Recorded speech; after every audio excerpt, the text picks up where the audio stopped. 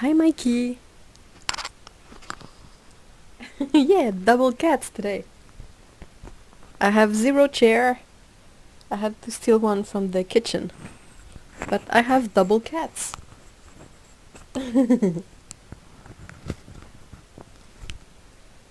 Hi, Dan. Hi, Tsukaboo.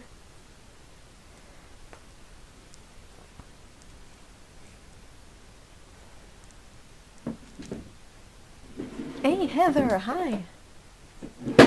Oh, sorry about the noise. I have a kitchen chair. Hey, Patricia. Hi, Gary. Yes, today we have two kitties, not just one, but two. Peko, who is trying to sleep. Pretty exhausting life as a kitten. And this one is cleaning herself.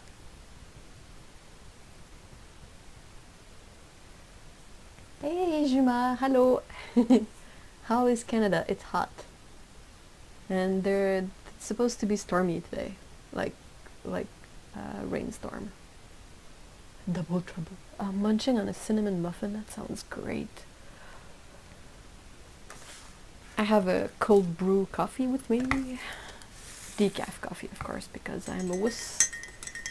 Canada is toasty warm today where I am. Yeah, we got the kind of similar thing going on here too. It's very humid.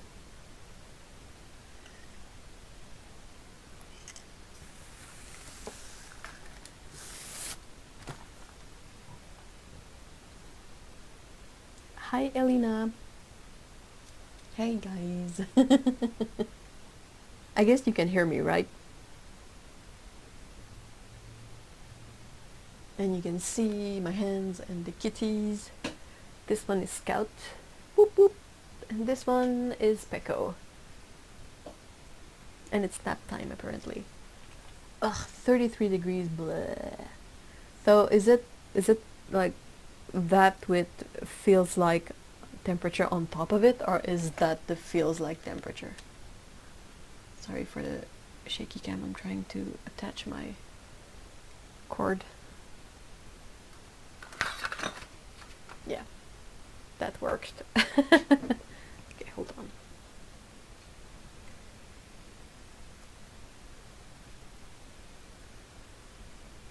Please stay there.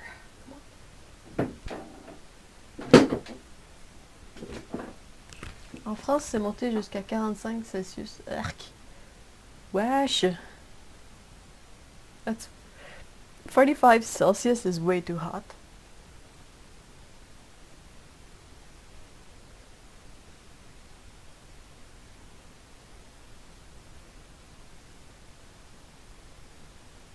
Ugh.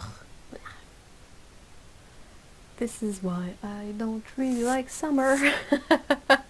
Oh my gosh, what are we supposed to do with all this heat?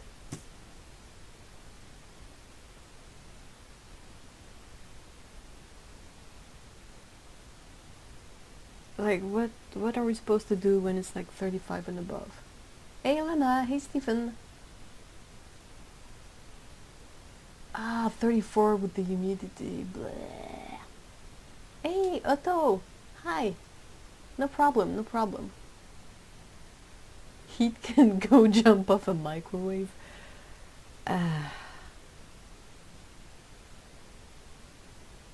Oddly enough, the only moment where I tolerate the heat better is if I'm exercising outside, because like I'm exerting myself. I'm gonna get sweaty anyway, and I'm gonna be hot anyway. So I don't know why, but I don't mind the heat that much. I will, of course, I have to keep hydrated, but I mean, I don't mind it as much. But the moment I am done, and it's just like this sort of rush of humidity and warmth while I'm not exercising, that's the worst feeling. I'm good. I'm decently good today. No migraine. How is everyone? Problem with Montreal is that it's really, really, really humid. Like you know, people say like, oh yeah, well this place is more humid. But I mean, Montreal and Quebec is general. Montreal is an island, so yeah, and it is really freaking bad. It is so humid and so hot, and like there's not a lot of greenery to sort of absorb. I know that when I'm really hot in the summer, well just like the other day, when I go to take walks at the park nearby, just entering the park, you can physically feel the temperature going down. Just because it's a park, so it has grass, it has trees, it doesn't have any asphalt. Well, it has a tiny bit of asphalt for the trail, but I mean it's really minor, and you can physically feel the temperature going down just by entering the park, which is pretty intense.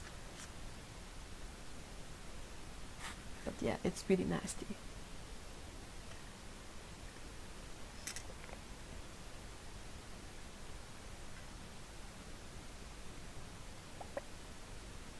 Edinburgh has the best temperature, I gotta say.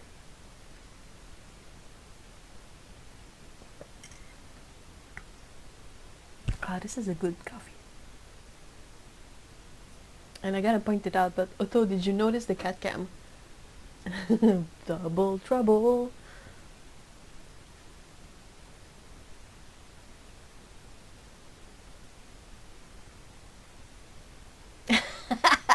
With all the rain we have gotten the last 2 months, it's gonna be a steam bath till October. Blech. Oh my gosh, gross.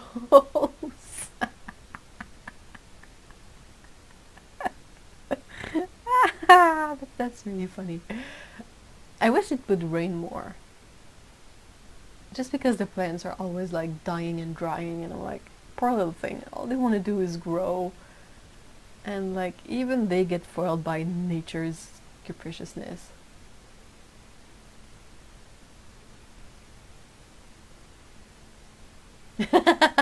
Yes, I agree, Dan. Edinburgh has the best everything. I mean, Otto lives there, right?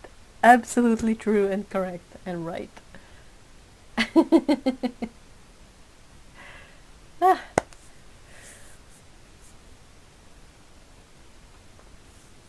Okay, so today I wanted to open this really cute Happy Mail that I got from Ellen Kelly. Ellen cannot join us today because I think she's working at the time of the live stream, but she's a recurrent contributor to the community in the chat. And yeah, we chatted and she sent me a really nice envelope to my PO box. So I wanted to open this up. Boop, boop, boop. Look at the, you can see the shimmer of the balloons. It's pretty cool. I love hollow stuff. I've always been fascinated by either prisms and the way, like anything that interact with light and creates color, I find super fascinating. I got one here. That when this one hits the sunlight, it's pretty epic. And also everything glow in the dark. Those are like, I've never stopped being fascinating. But anyway, so Happy Mail. I actually smelled this and it smells awesome because it has tea in it. Oh my gosh, yes. That smells amazing. It's from Distinctly Tea White Raspberry Ginger. Excellent popular white tea. Sweet and mellow. It smells really good. It's white tea, green tea, jasmine jade pearls, ginger bits, star anise flavor, cardamom, raspberry, cloves, black pepper. Oh wow, that's like a chai with raspberries in it. Oh, that smells good. Yes. Saw the actual Dr. Otto in one of her demos the other day. Very good looking too. Yeah. Otto has a really friendly face. I found hollow washi tape on Amazon and added it to my wish list at once. Yeah! I have a couple of rolls of that. And I'm also like, ooh, you know when you sort of get transfixed looking at it? That's always what happens. Hey, Cyan! How are you? It's been a while, yeah, because of work. Juma says, I work at night, I can stay at home. Well, if you work at night, that at least the weather is a bit cooler and you don't get baked under the sun. So, yeah. Oh yeah, walk the dog. Oh no, poor puppy, she didn't like the protective boots. Oh my gosh, the asphalt gets so hot in the summer. I feel so bad for the puppers. Okay, let's fix some things. IMS, hi box of paint. Another tea. Manhattan Earl Grey. Oh yeah. Black tea, marigold blossom, mallow blossoms. Oh, it smells good. Good grief. I really hope that Distinctly tea ships to Quebec, because I feel like I will be interested to acquire some more tea when I'm through. Hey, welcome back, Otto. Oh yeah, spearmint. Yes. That's the thing. This is like the most refreshing tea. I really enjoy doing herbal tea with mint, spearmint, any mint, ginger, and cinnamon. Okay.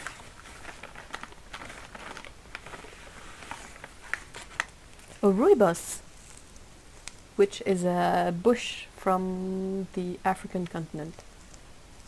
Cinnamon apple, reminiscent of apples and cinnamon on the stovetop. Oh yeah. I apologize for sounding like a dork. Oh, that smells amazing. What? Oh, yeah. Yep. Good stuff. Sorry. Oh.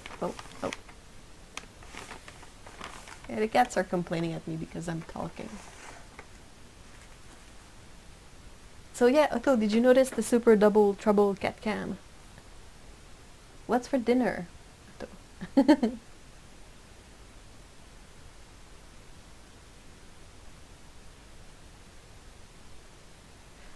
What?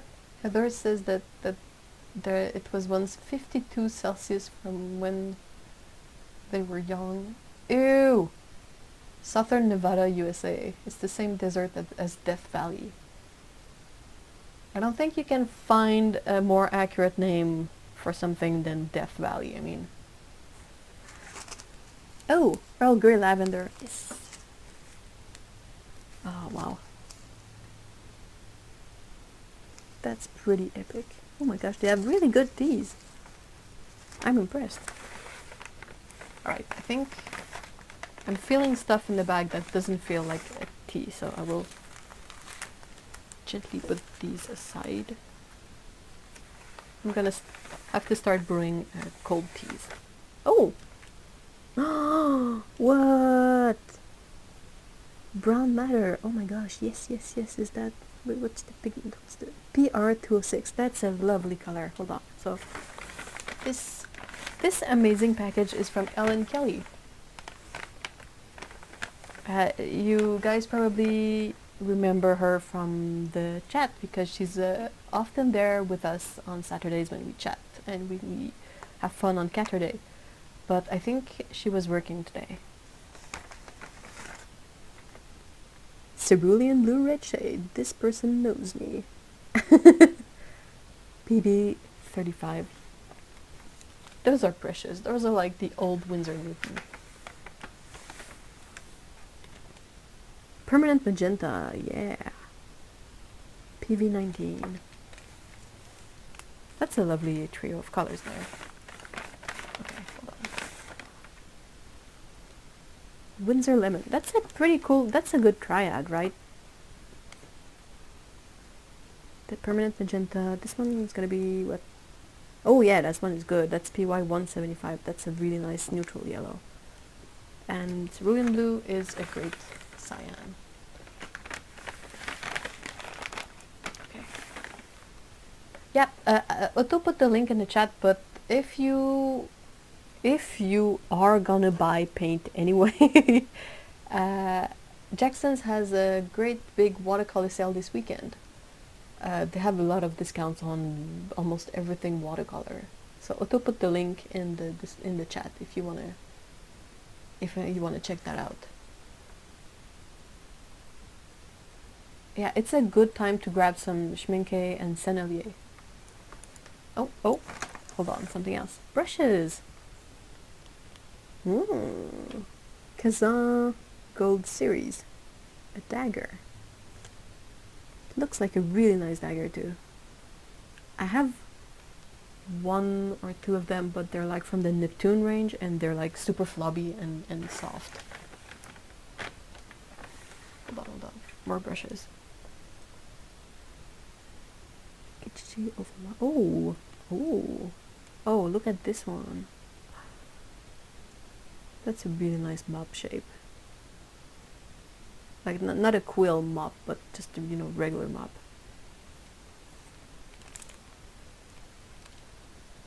Gold sable. This is probably synthetic, but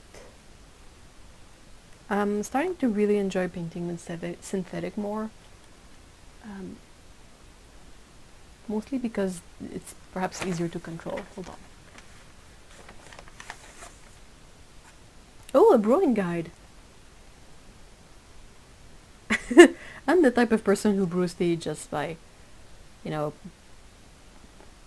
putting hot water over it and just forgetting it and then being like, crap, I had a tea. And then going back to it and it's kind of bitter or overbrewed. I'm really sorry, tea, you deserve better. I've been waiting to buy a gallo. I wish I had money for Jackson's too.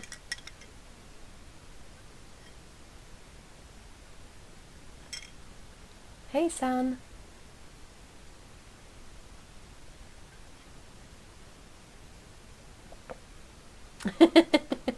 That's the problem.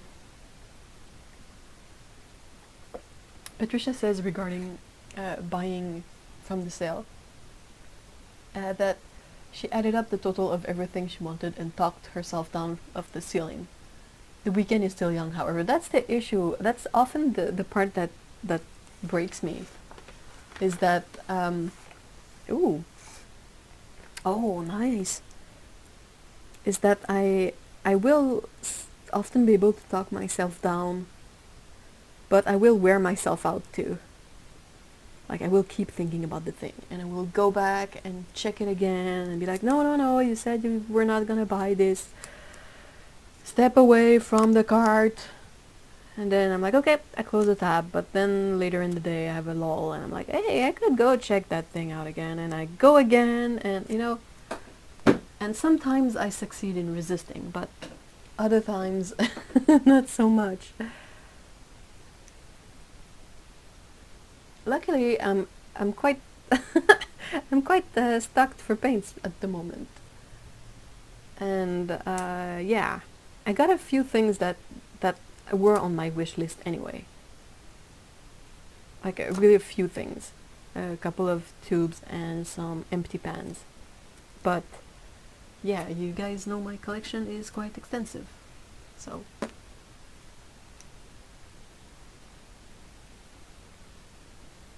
I'm sure Jackson think I'm doing a DOS attack with the number of items I put into the basket and then take out.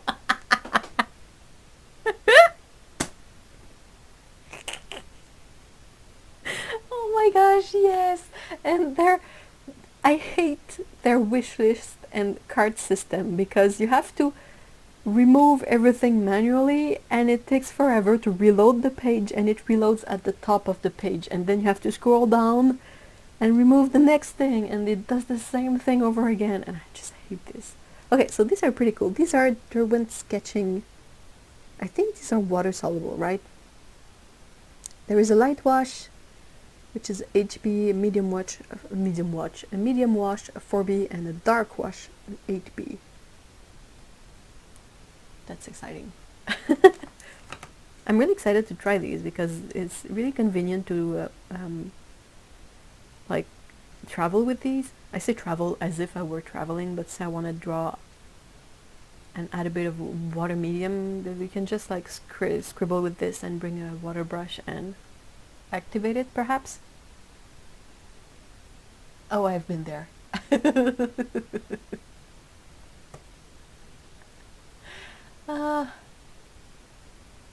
The brush rush. Which brushes are tempting you, Patricia?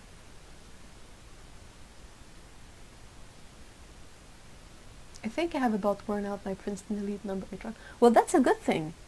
Means you used it, you bought a brush and you used it to the point where it's worn down. So you get to buy a new one and keep an eye out for sales and whatnot. And then you're gonna have a brand new pointy perfect one and a good old busted one for texture and stuff. So I think that's pretty good. Their email says, "Can we help you?"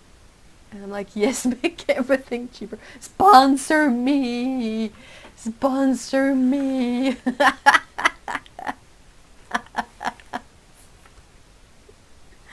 Okay, hold on. Oh, what is this? That's pretty cool. Oh, yeah. Oh, yeah. That's cool. That's a swatch card of the cadmium-free cadmium colors from Winsor Newton. Oh, I'm excited to be able to try these without having to buy them.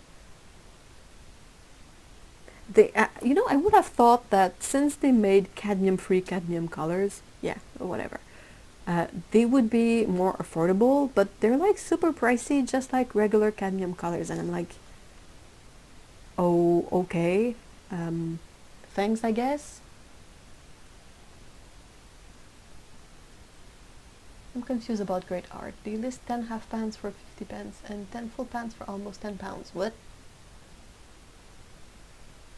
If you wanna buy empty pans, look out Jackson's. You can buy like 100 empty half pans for $20 and shipping is gonna be like $2-3. It's like an art snack box catered to yeah, it is. How did you find the Isaho colors? Pretty good. I haven't used them a lot, but when I did my review and my testing of them, I quite enjoyed them. I only got 3 colors though. I wish this would sell half pans too, but meanwhile, like I said, check out Jackson's. Give me free stuff.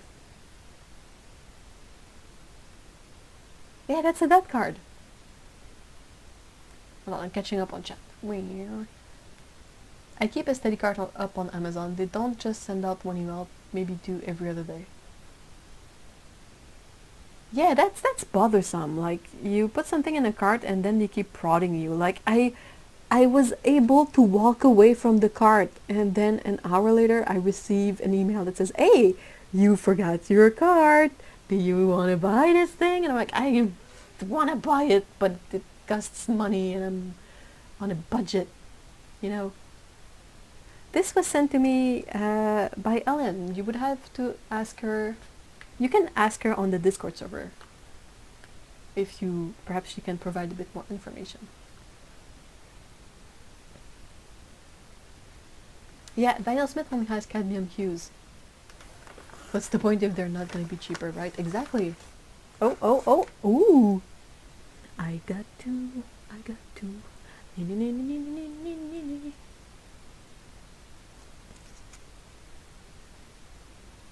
Oh yeah. Wow.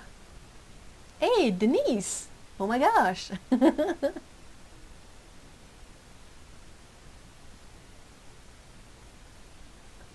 Patricia says, "I'm looking at the expensive travel brushes, but then I went to Dick Blick and saw the silver brush velvet travel set, but went back to Jackson's." Yeah, compared to Dick Blick for us in Canada, Jackson's is a really, really better deal, even if they might not have everything that Dick Blick has.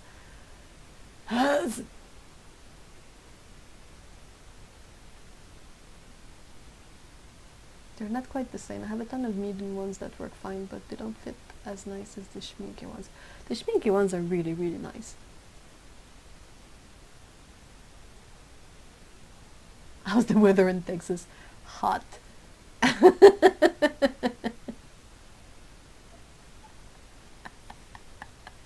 Oh no.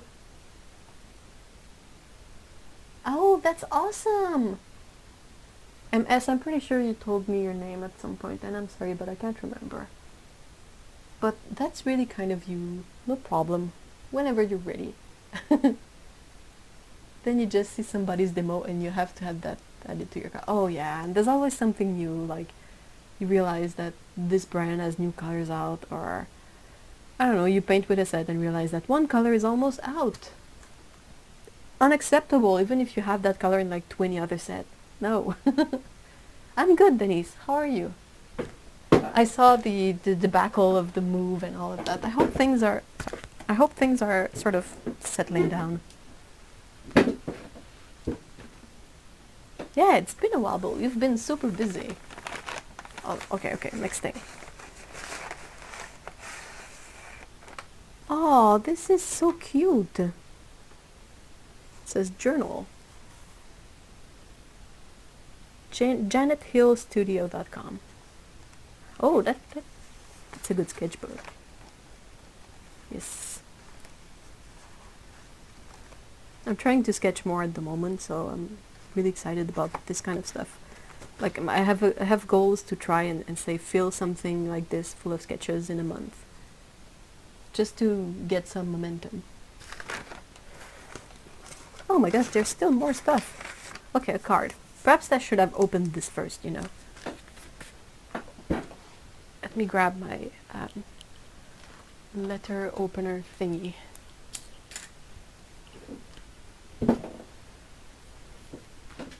How is it possible that shipping is so cheap crossing an ocean and so expensive in North America? I never buy from Opus or Glick. Same. Mallory. Okay, I'll try to remember it. I'm really sorry. Cat cam in one window and art supplies in another is giving me so much peace and calm right now. Oh, I'm happy. The cats are pretty peaceful and calm, right? I have no idea. It baffles me. It's like, I mean, things travel between the US and Canada all the time, so you'd think there would be many opportunities to sort of, you know, combine stuff so that you don't have to pay extra for but no, it just costs an arm and leg.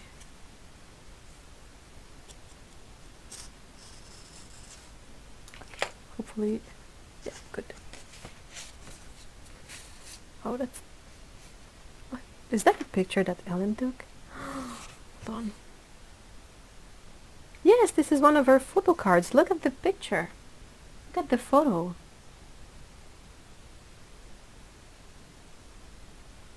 That's lovely. I love this yellow.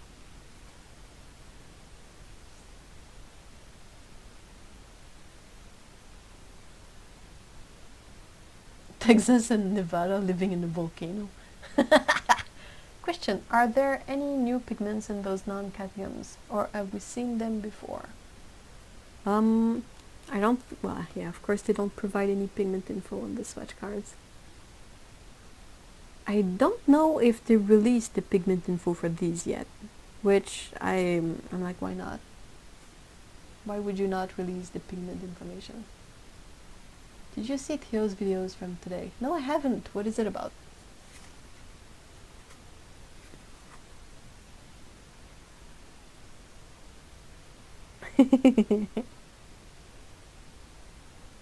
Oh, okay, so the lady who made the art from the journal is a friend of Ellen's.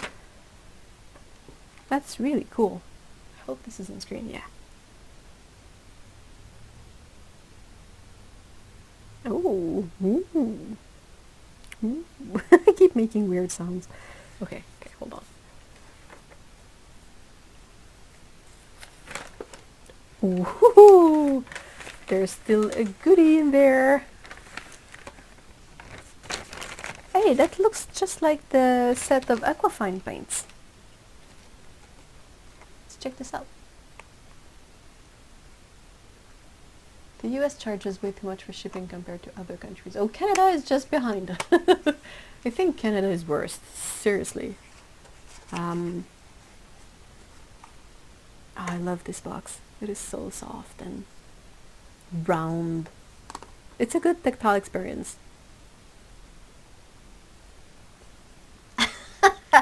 Sorry, I'm here just like rubbing the box.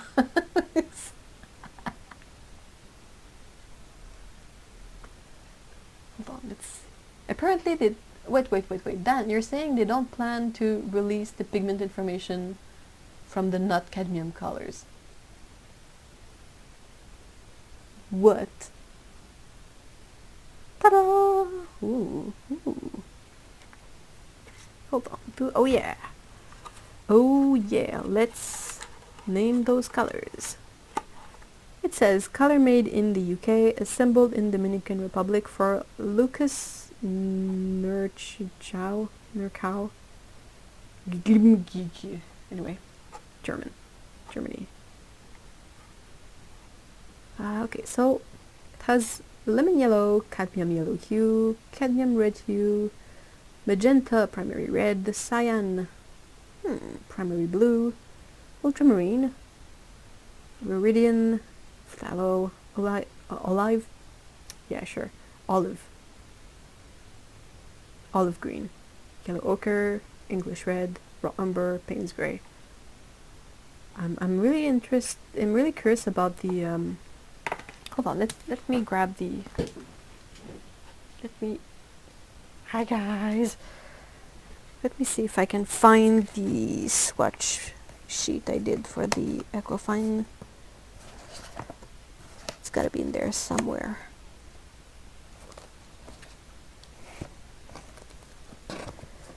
Doop doop doop. That's what happens when you reach critical mass of swatch cards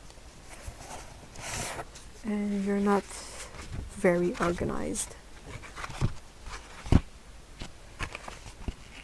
What is this one? No, not this one. Nope.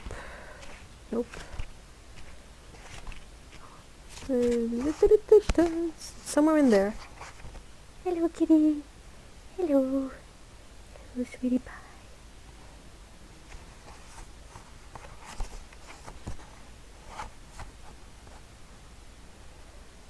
Huh.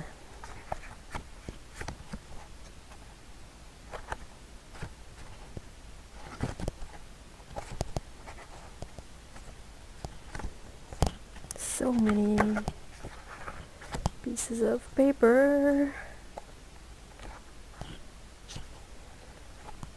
Where is the one that I want?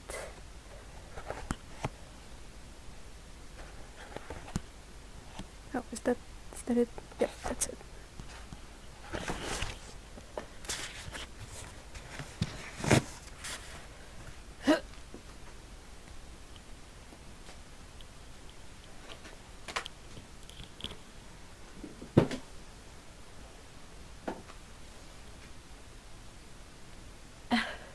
Sneeze.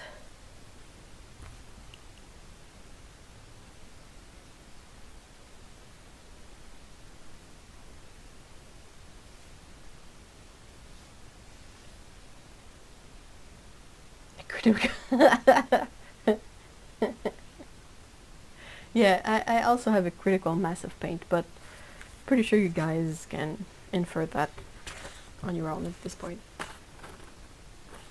Okay. So I'm curious because this is supposed to be a cyan color, and the Equifine set was kind of oddly with an odd selection of like two warm blues instead of a warm and a cool one. I'm only sad that this doesn't say pigment. Perhaps if I... Does it say so on the pan? It does! Haha! We win at this. Yeah. Okay. Let's have a quick look-see. Well, wait. Did I speak too fast? And this one doesn't have any pigment info? Quite possible. Well, this one doesn't say. This one is PY 155. What I'm most curious about is the magenta. This one is PR 242. What is supposed to be? It's supposed to be cadmium yellow. Let's check out this one. PR 122, that's good. That's a real like magenta color. This one is a good old phthalo blue green shade. That's exciting. Bloop bloop. And this one is ultramarine legit, so that's exciting. It means this set probably has the exact same box and the exact same number of color, but possibly a much more useful color selection than this set, which is interesting.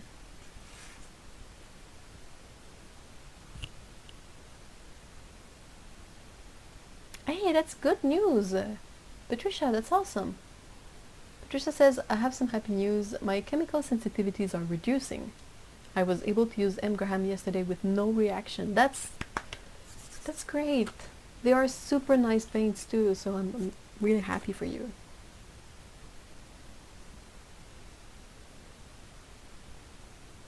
Those are the Lucas Aquarelle Studio travel box. And the brush looks pretty nice too. Always a bit... Come on!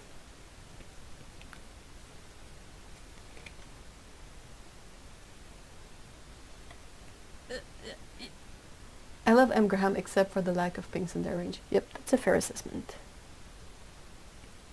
You guys know me and my magentas and pinks. It's a size 4 little Lucas brush. Seems really nice. It's stiff, so I don't want to... But I think it might hold better in the tray than the Equifine one did. Because the Equifine one kept on like bumping up, and I would have to push it down and it bumped up again.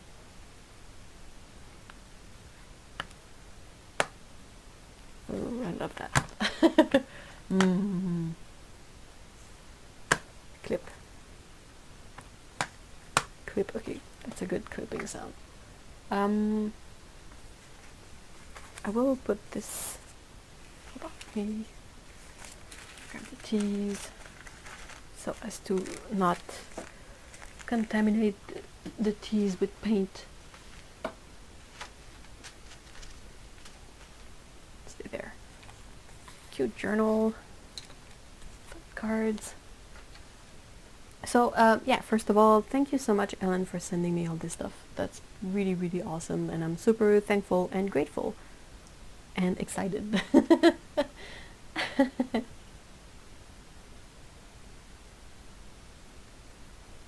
on, my brain is catching up. Alright, so I will quickly go grab some water, and then we can sort of have a look at these, and I could perhaps doodle something and try these out. So I'll be right back. I'm leaving you with the cats.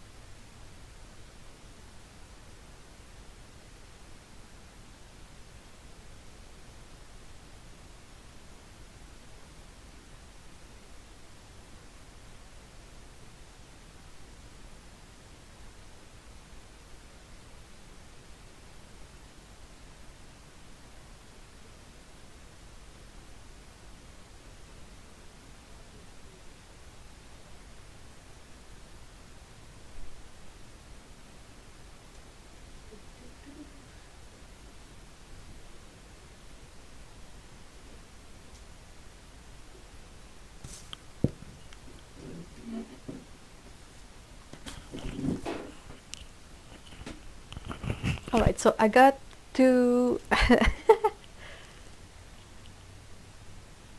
I won't... what? Sorry. Alright.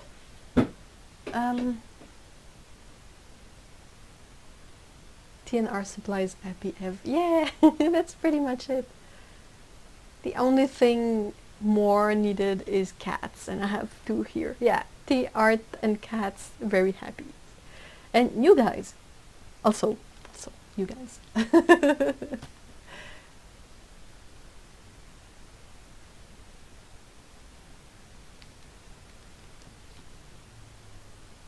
Oh no. Oh no, is it a cat that you've mentioned before, Otto? That is very sad. That's the tough part of being a pet owner. Because you sort of know from the get-go that ultimately you're gonna be heartbroken and impossibly sad.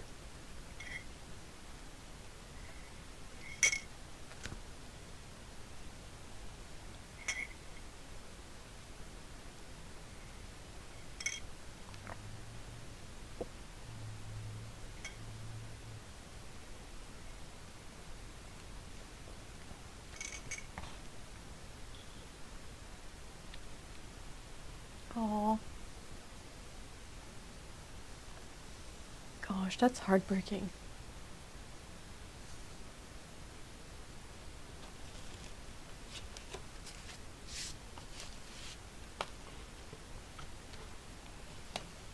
It's really difficult.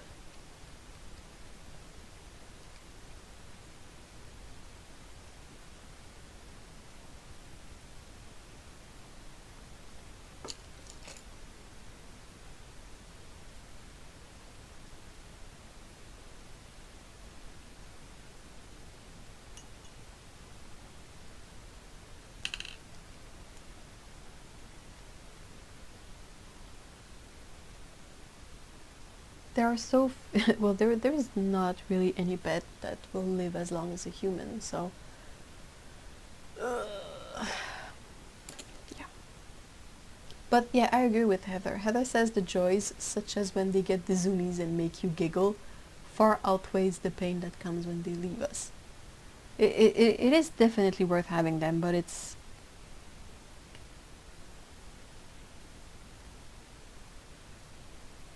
it's a fair exchange. You mean you get a lot of joy, a good few scares, and a lot of sadness when it ends, but that sort of like balances it out. But the other choice of just not having pets is really not for everyone. Pets are super helpful. I mean, they provide either some kind of rhythm and life and movement and companionship and tactile experience, and they're funny and they can do like really odd things that you would not expect from them. But yeah, the great big caveat is that they live for about 15-20 years if you're lucky.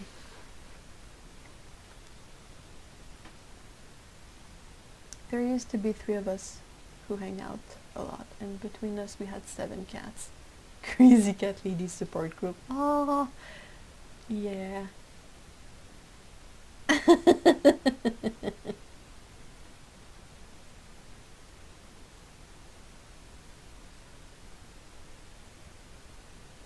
Oh yeah.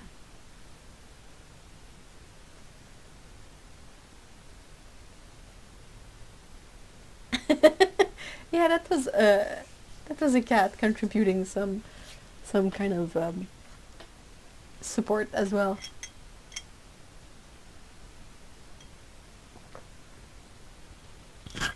Hey, Cleo! Hi!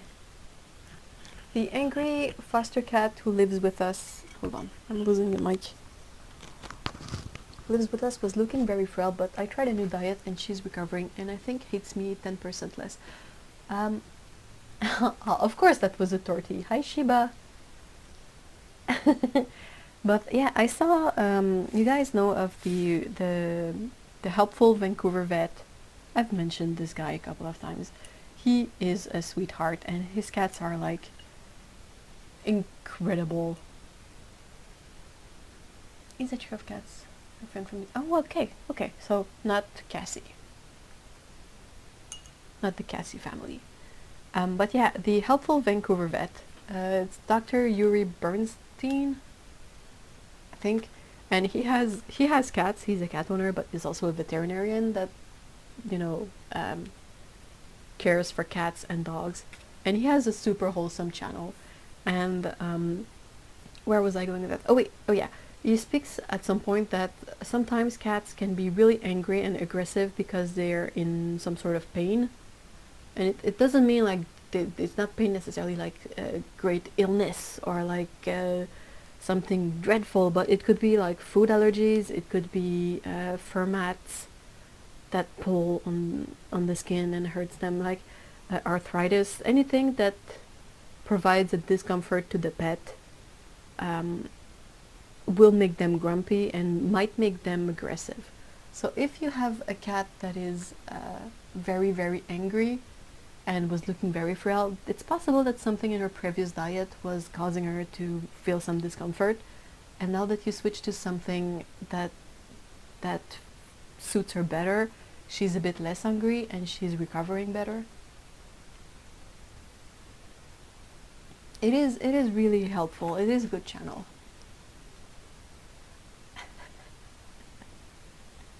She was the cat I showed with trolleys. Ah, you. Indy is blind and senile. The vet this week said he doesn't seem to be in pain. That's the most important thing. Come on, Bruiser. Catch it.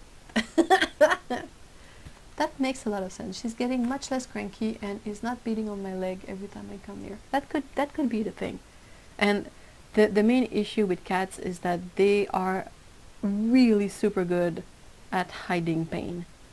They will not let it show because their survival depends on it in the wild. So if a cat is in discomfort or in pain, they will hide it really well. They will not show any kind of effect to it. So yeah, that could be a thing. I know, like I have a tortie, so tortie, they are notorious for their personality, but she had food allergies before, and I think that like she was in certain discomfort, and even if she's still a grumpy and whiny self, I think she feels a lot better like now that she's eating something that doesn't like causes her to have stomach aches, I guess. Sounds a lot like my sister, but it was migraine and she's human, I think. Yeah, that's about the same thing, except that we express our pain and yeah. Aww. I wish I was that good coping with pain. Oh my gosh, yes. Well, I don't think they're good at coping with it. They're just like, it's a bit like if you reveal that you're in too much pain, you won't live. So it's a really strong imperative to keep on hiding it. Anyway, check out the helpful Vancouver vet. Also, one of his cats is named Mr. Pirate. I mean, how can you not?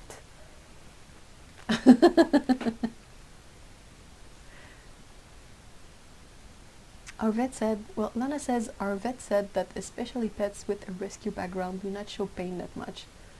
It was after he was surprised by Dante's hip dysplasia diagnosis. Huh. And poor cat that has PTSD, oh my gosh. They're just pets. Can we not, like, F them up, please? Yay, a video of Mr. Pirate! He's the squish the cat, and he's like floppy. He's a sweetheart. I love this. This channel is like the most wholesome thing.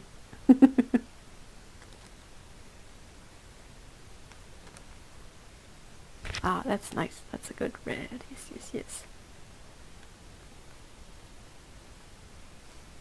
This is one of my favorite red pigment. It's the one that becomes really sort of pink when you dilute it. I love this one.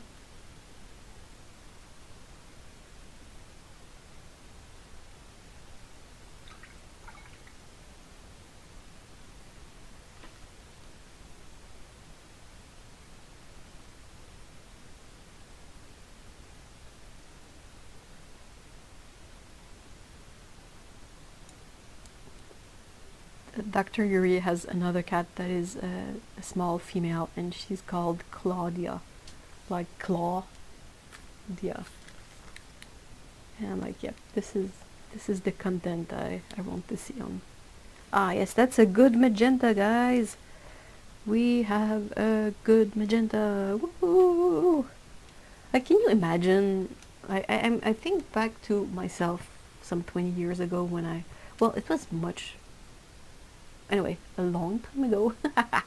And like what sets I had to start to paint, and I mean, if I could have had the set like this one. Let's see how this cyan fares up, but it's gonna be good, I'm pretty sure.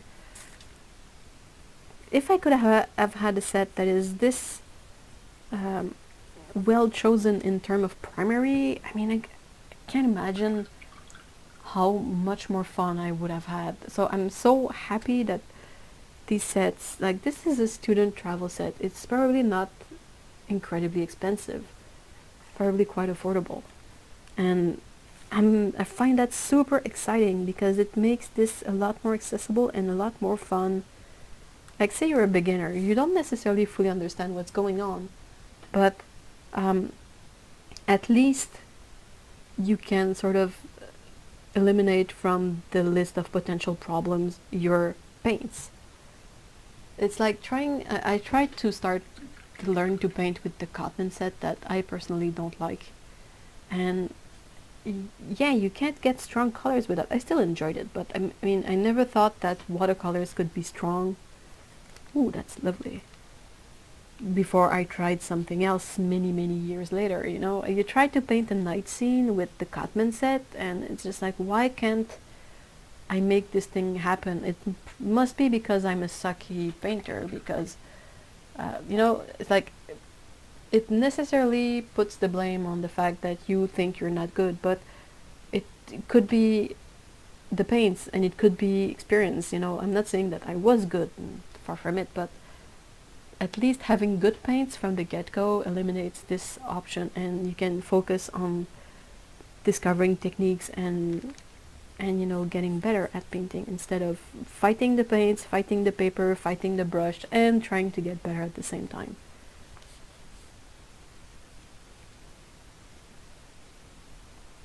Bruiser was extremely mean when I first got him. He was friendly at times, but would react with teeth if he felt insecure. I'm pretty sure he was played with roughly. But I've managed to fix him. Yay!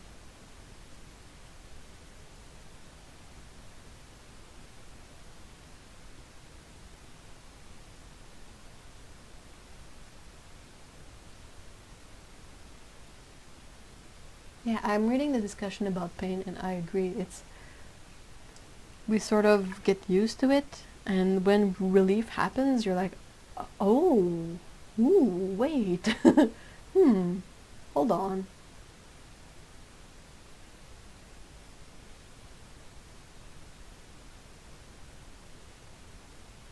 Yeah, the dark green, that's like just if it's phthalo green, and this one is like the olive green. Did this one had any pigment info on it?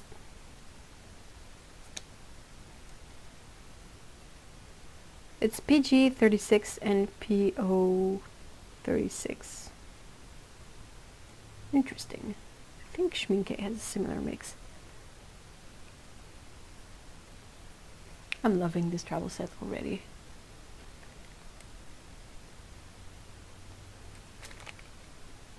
I think the other set was a bit weird. You know, when you look at this, it's like, it doesn't feel like it's a finished or complete selection, because you have these two colors that are almost the same, and these two are almost the same. These two are almost the same. And you're like, well, switch this one, and switch well, one of these.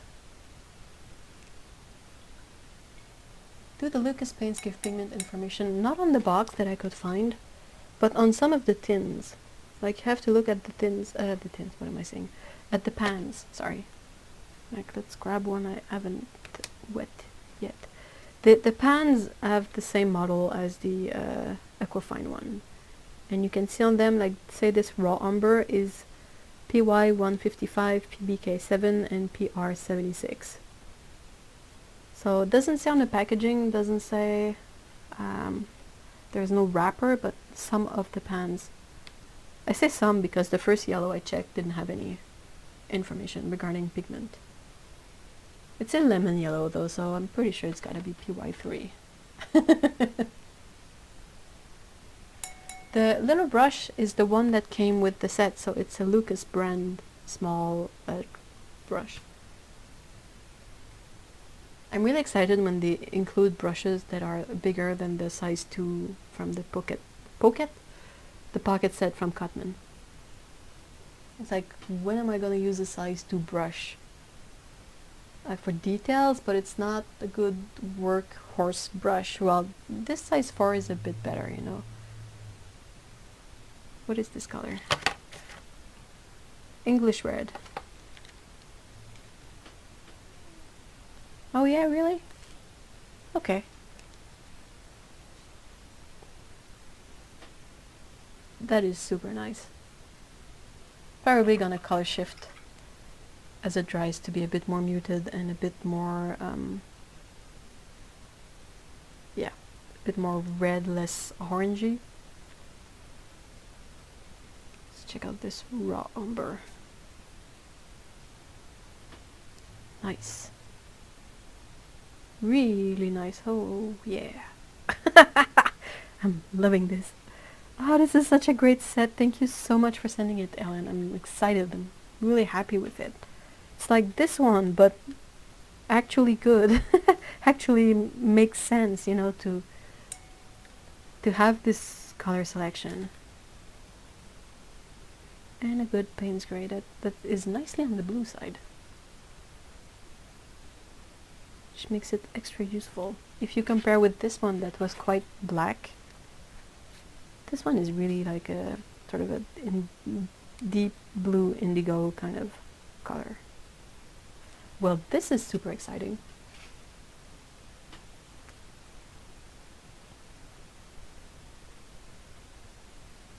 Turquoise green and dark turquoise blue are great.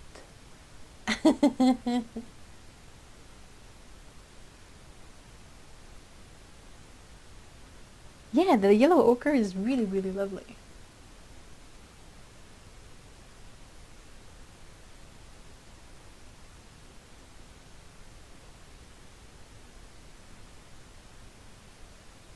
Ah, a 30, right? 30s are pain in the butts.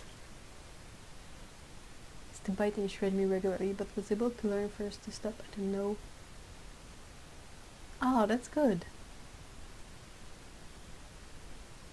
Yeah, cats are able to learn and adapt.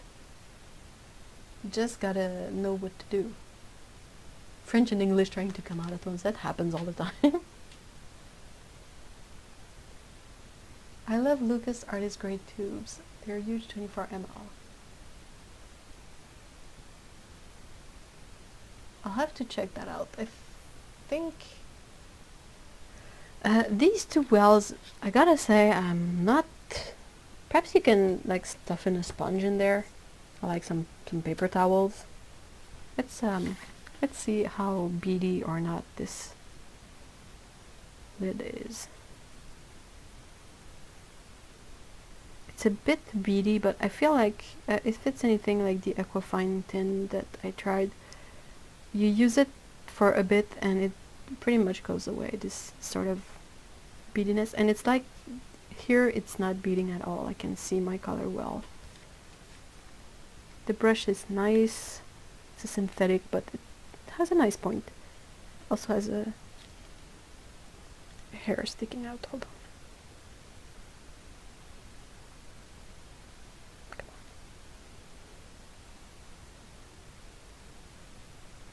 Well, I can't take it out, but it has one long hair at the tip.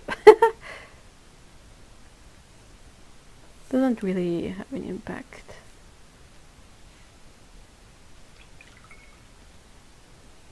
They might be owned by the same company, that's quite possible. But it's just weird to me that this set would have a much better color selection than the Aquafine set. Like maybe this set is sold for a slightly bigger price. This set is pretty inexpensive, the Aquafine one.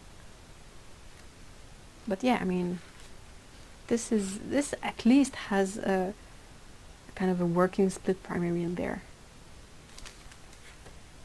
Well, this one is just, I don't want to say dumb, but I mean, I still love this set. It's inexpensive, and if I had to recommend something and this was the only affordable, semi-good thing that someone can get, I mean, it's better than nothing. It's better than Cadmium, in my opinion.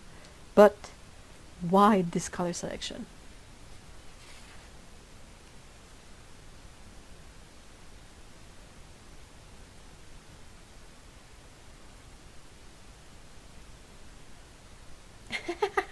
Thirties are all a bit mad.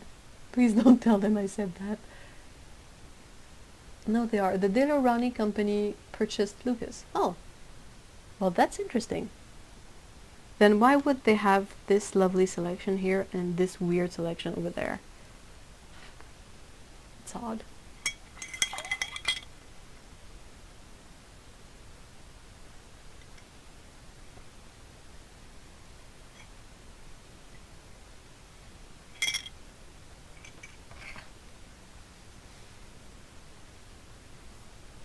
Let's check out these.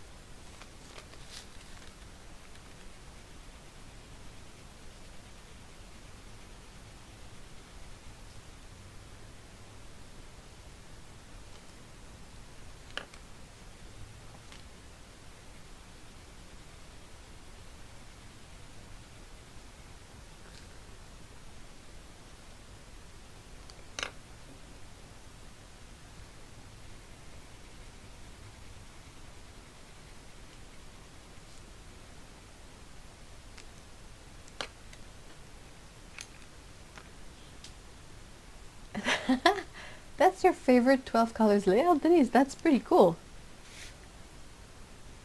You gotta get your hands on that set then.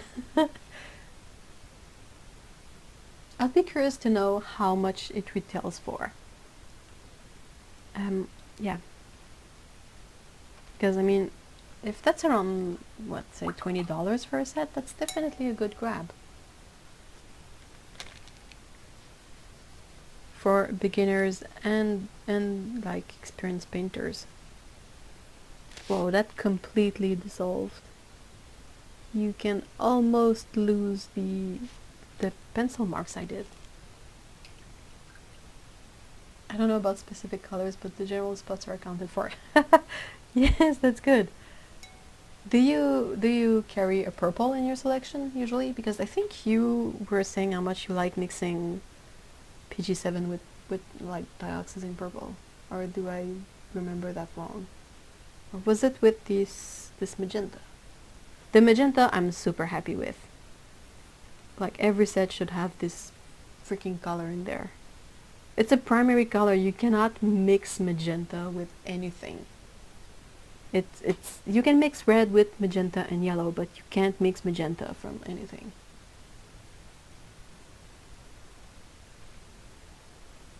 Okay, let's try the medium one.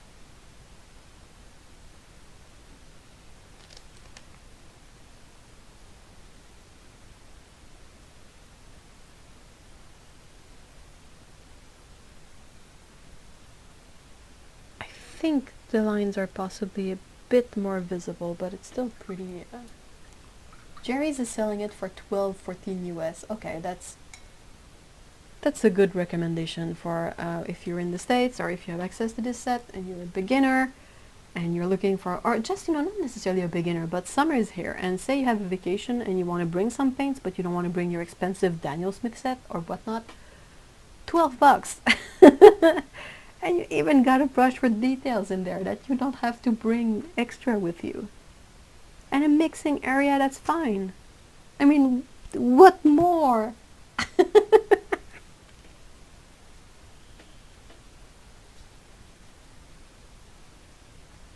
Yeah, like Otto said, me. Cyan, magenta, yellow. Come on, guys. The basics. Leave me alone with this red, yellow, and blue BS.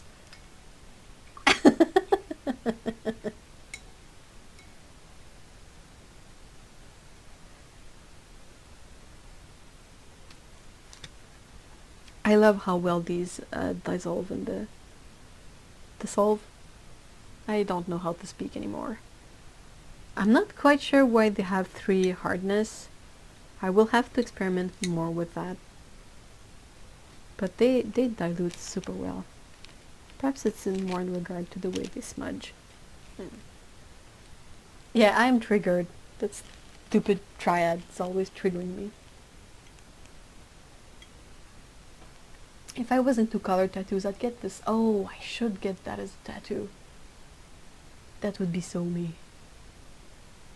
And I'm so pale that I kind of want to step away from dark tattoos because it's just such a harsh contrast. And, well, not this arm. This arm is all busted up, but I was considering getting tattoos done at some point when I have actually money for them. But I was curious about getting them in color, like brown instead of the blue black ink that is usually used for tattoos. And I think the CMY circle would really work well and be so representative of who I am as well. I have transparent skin. I'm really, really light. I'm a redhead. I mean, then you know what that implies.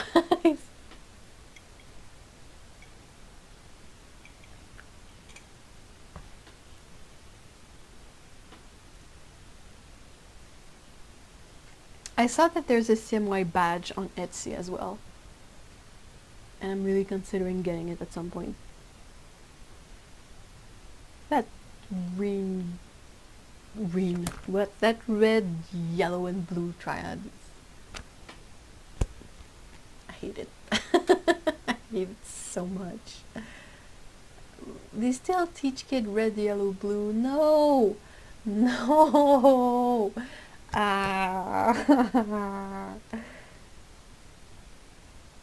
Why? Why is this a thing? I mean, even printers know better. God darn it. Ugh. Alright, my brain is busted. Let's check this out.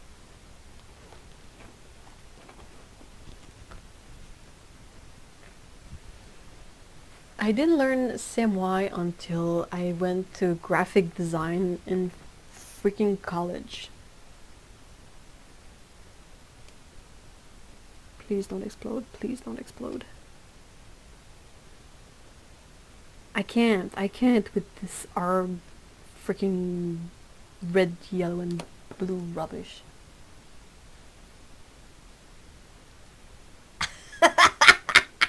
Highly triggered, slightly jaded is.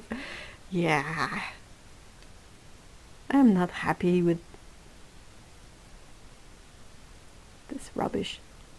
Well, I'm happy with this stuff. This is not rubbish. This is pretty awesome stuff, but I'm not happy that they still teach kids that freaking red and blue primary colors.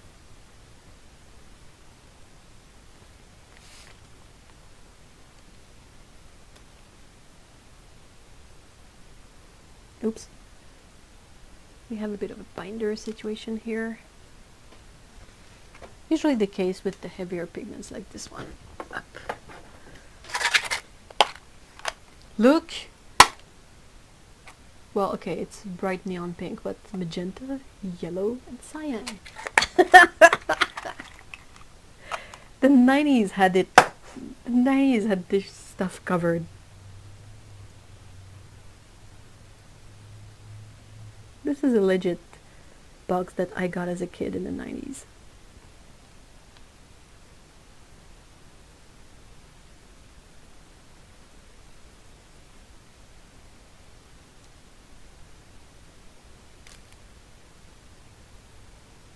I am so bothered. I'm really bothered.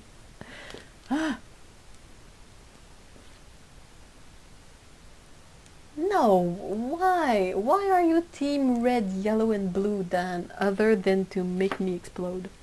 Seriously. Yellow and blue, they mix the most freaking muted green ever. Like, you cannot get a good green by mixing those. You get a muted green, and I don't know about you, but when I was a kid, this was not the green I wanted to paint. I wanted to paint like bright freaking neon green. Hold on. Let me check the link that Otto sent.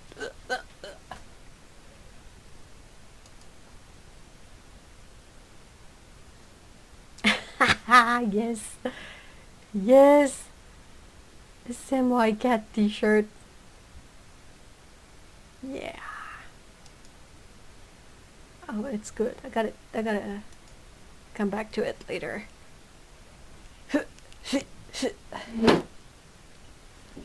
Yeah, of course I make old person sounds when I move. What did you expect? Yeah. That tin was a fruit, artificial flavor, ouch, bubble gum. 24 sticks, and it was basically like these sticks of bubble gum. Sugar, gum base, corn syrup, glycerin, artificial flavor, lecithin, bread 40, and BHT.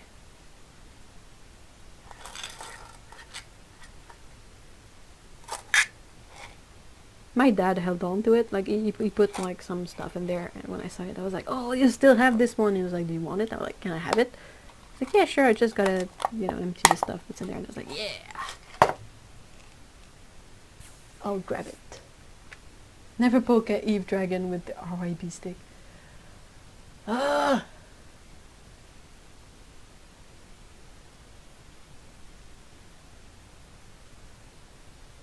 I think we should start by teaching cyan, magenta, and yellow. And then you teach like the split primary, like have the red and the blue and the other yellow in. Oh, this is a lovely yellow. I love it so much. Look at this. Good, neutral, bright yellow. Oh, wow. That is much darker than I expected. What is this bit like? It's PV19. Whoa. It almost looks like, what is it? PV55? Wow. That's pretty intense. It almost is purple. I don't know if it shows on camera well, but it really looks purpley. I love a good lemony yellow. Yeah, me too.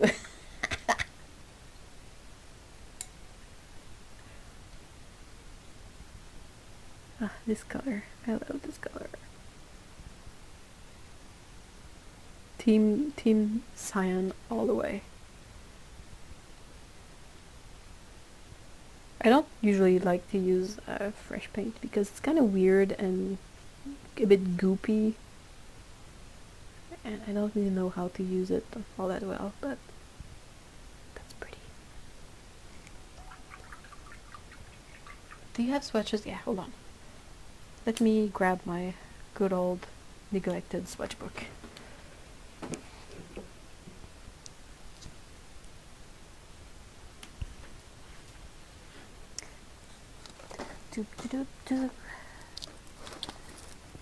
I say neglected because I haven't updated it in ages.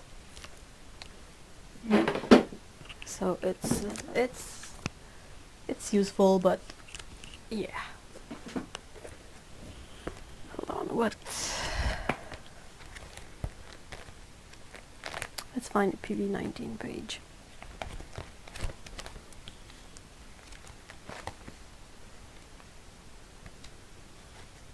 Yeah, that's really purpley. Purpley.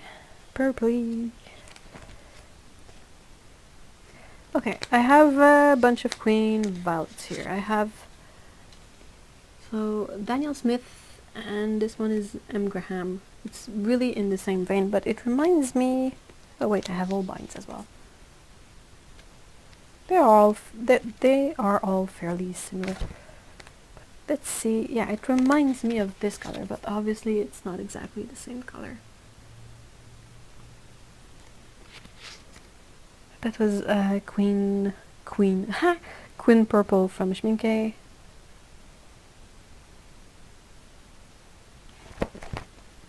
I'm so used to thinking of PV19 in terms of this color that I'm always like, wait, this is the same pigment? What? But these colors are so different. I think this is why I kind of like to use PV42, because that color only comes with one hue. Oh, thank you so much for stopping by, Denise. I really appreciate it. I hope you have a great time settling in and that things go better for you now that the mess of the move and all of that is in the past. See you soon, Denise. Bye. Wait, where did this swatch go? So yeah, it's really similar to the other PV19s in that color range. Let's put this back in there.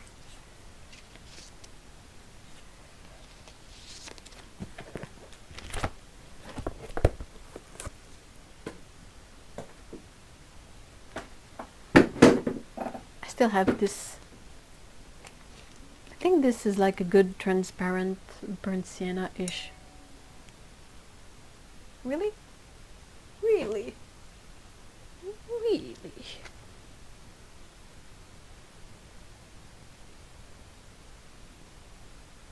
Oh, it is so pretty.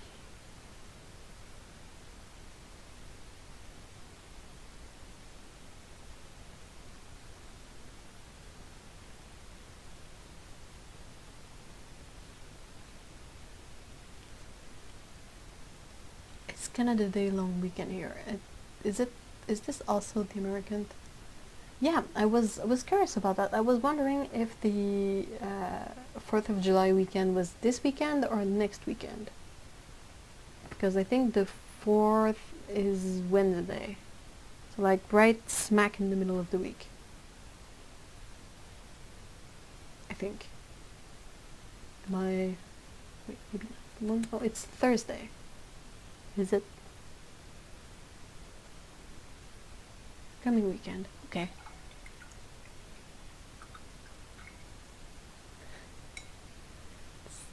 Poke with the CMY stick. Arg.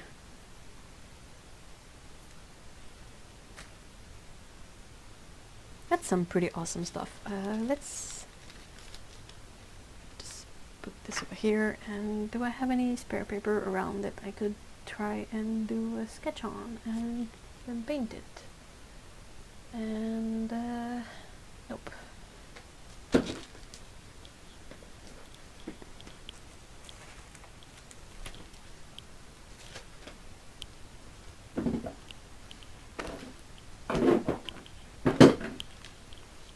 A lot of people seem to have issues with fireworks in general, like people with PTSD. The cats are like, Mom, stop talking.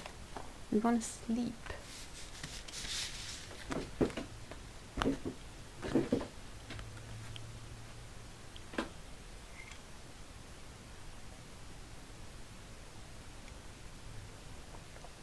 The 4th of July, where Americans celebrate freedom from the Brits by naming such a holiday in British English. How is it British English? Just curious.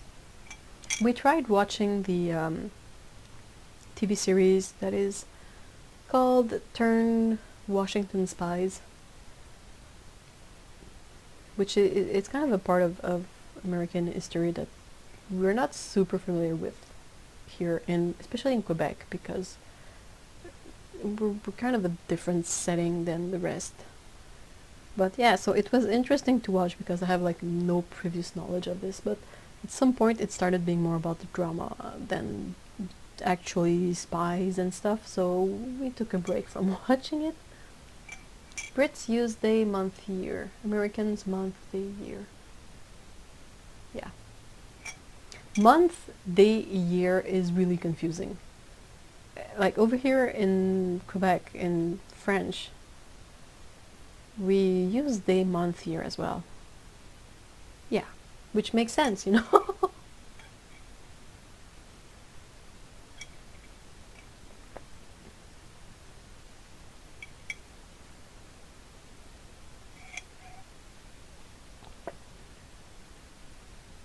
In American English, it would be July 4th.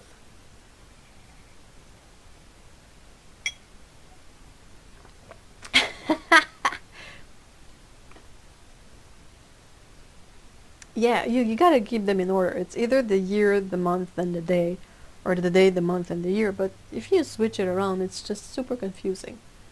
Especially for like everything that is best before date, where they only put the numbers, and you're like, well, for a great many numbers of them, like here I never know if the best before date is an American date or like French date, French Canadian date. So I never quite know when something is due.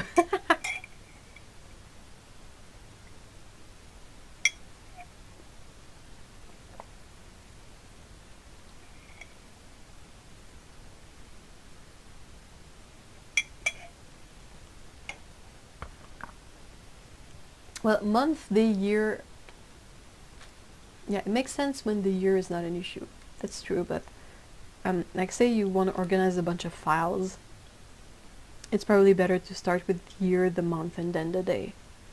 That will sort them in order, you know. But yeah.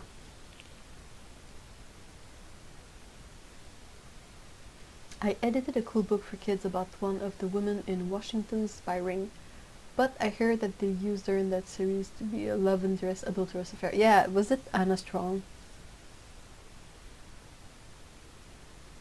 I mean, we watched the show and like some characters are interesting in the sense that I'm not attached to them, but they are so far-fetched. Like one is a genuine psychopath, and I'm like, what the heck? And you sort of watch it because it's sort of, you know, it's a bit like watching a train wreck. You're like, I cannot believe that they made such a psychopath out of this dude. And in itself, it's kind of entertaining because it always surprises you just how far it will go. And you're like, whoa, okay, what the heck? But yeah, we grew attached to like maybe two characters out of the whole cast, and like I sort of lost interest when they sort of did something to these characters that made it so one of them is no longer in the show, and the other is like just miserable. And I'm like, yeah, you know what?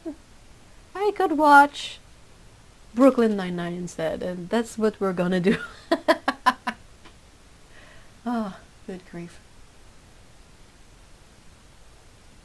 Yeah, Anna Strong, she was one of my favorites because she has some kind of depth. But yeah, they really made her like much younger and like this adulterous character, and you're like, oh, good. You know, you'd think that adultery would be much less prominent than this series makes it. Because apparently it was not really at all like that in the real story of this thing. But yeah, as a TV show, it's kind of draining to watch.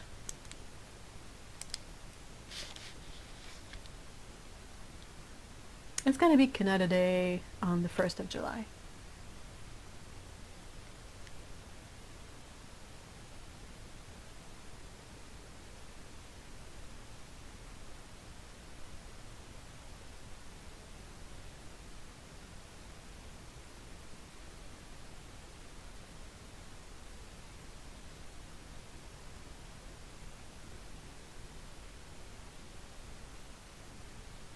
Yeah, the fireworks are. I wonder if we'll have fireworks for Canada Day at the park.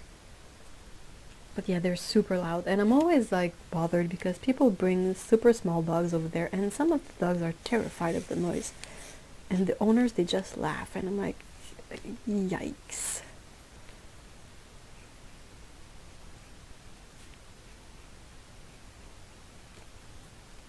Please not do that. Didn't South Park sing about Canada Day? Probably. I feel like that's something they would do.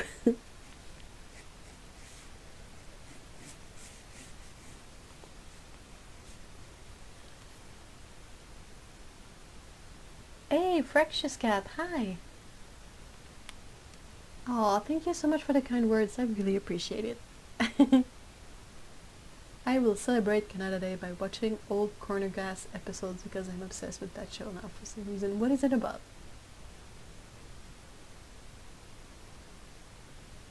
I mean, I love to watch fireworks. I really enjoy watching them, but I also understand that it triggers it might trigger PTSD for like veterans and other people who've been in a really traumatic situation, and I always feel sorry for the dogs that are brought there that clearly don't want to be there and are terrified of the noise.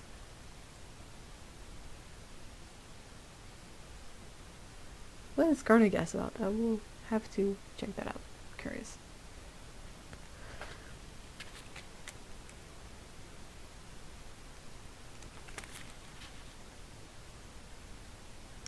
Hey Jill, hi! Yes, we have covered, did this one? I got a super awesome happy mail from Ellen Kelly, and she included a bunch of stuff like these cool brushes and paint and water-soluble sketching pencils, and also this really awesome small travel box from Lucas Aquarelle. And we swatched it, and it looks a lot like the Aquafine one, like same box, same layout, but the colors, the 12 colors in the set, are much better thought out or chosen than the Aquafine set. Because as you can see, juggling fresh paint and all of that, but the Lucas set has a real magenta, has a real cyan, has a second green, a quite useful green, and it removes one of these that is fairly similar. You know, it removes like burnt sienna-ish color that you can get by mixing this with this. So it's the same thing but a better color selection, and it's quite affordable if you live in the US. Auto checked and it was like $12 on the click.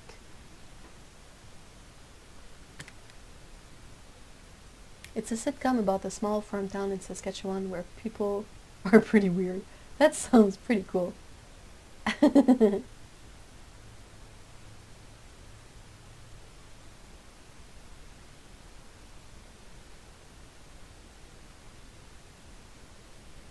Whoa, wow. Yeah, this is called, hold on, the Lucas Aquarelle with 2 L's and no E at the end. Studio Travel Box. It comes with 12 colors and a small travel brush that is quite neat.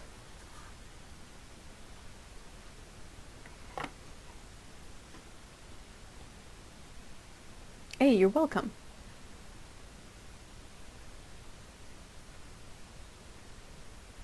It's an Amazon, oh crud, I don't have Amazon Prime, but I will check it out anyway. The one show that I watched in great length and quite enjoyed was MASH, because my dad was really, still is, a great big fan of MASH. And I don't know how, but he ended up with a spare collector set of the whole series. And he gave it to me, and we watched it, and I quite enjoyed it. It's not all episodes are great, but it's really interesting, and yeah, the finale is, you understand why so many people talked about it, and it's still present to this day in pop culture and all of that. It's kind of painful in the early seasons because it's kind of quite sexist, and some of the stuff falls really flat, but it kind of gets better as it ages, and yeah, you really get to I got really attached to the characters,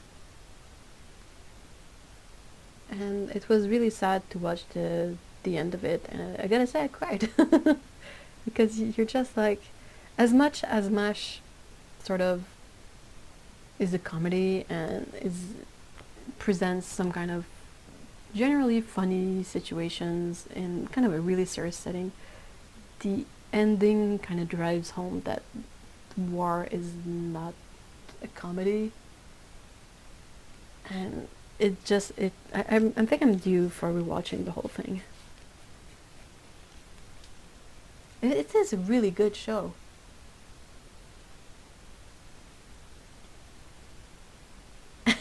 I thought until I was 12 or so that when you were airlifted to a hospital that you flew in a stretcher under the helicopter thanks to MASH. They had one stretcher on each side. MASH really evolved.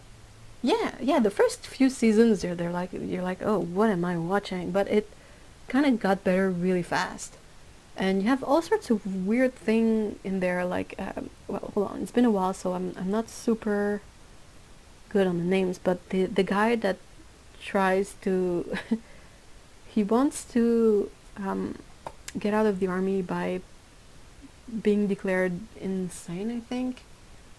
And he tries a bunch of stuff, but it's like even the part where he dresses like a woman, it's kind of played for laughs, but there's also a sensibility there that was kind of unexpected. It really evolved, yeah.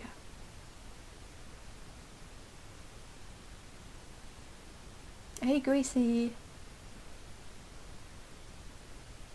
Oh, Klinger, thank you so much. Yeah, that I had Kremer in my head, but I know I was like, no, that's the pigment stuff. You're close, but that's not it. Klinger, yeah. And yeah, and I will be heartbroken the day Alan Alda leaves us. I will be so broken.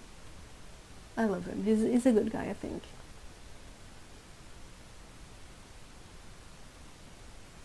Our radar, yeah. That was, I'm getting emotional just thinking about it. But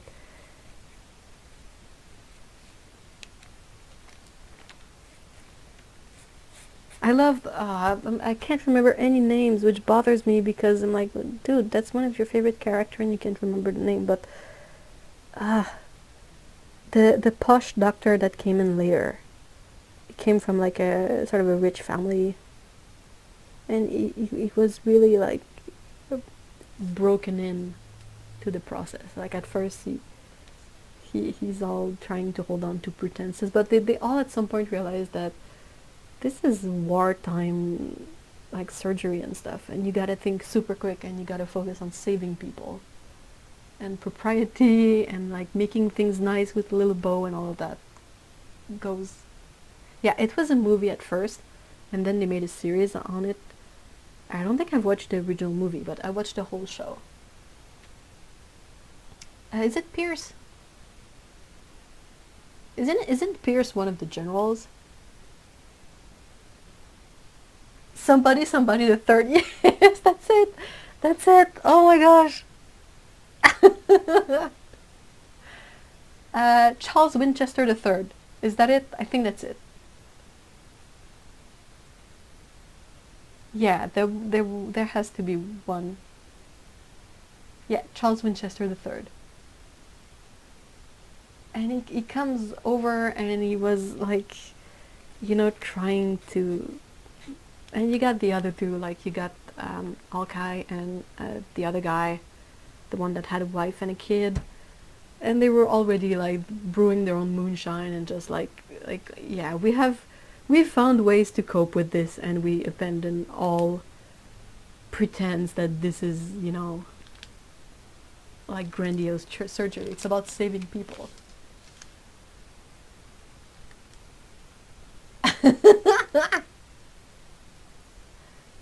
Yeah, radar is good.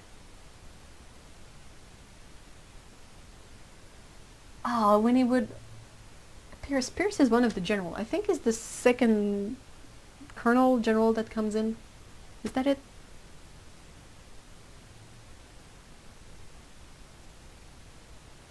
Wow.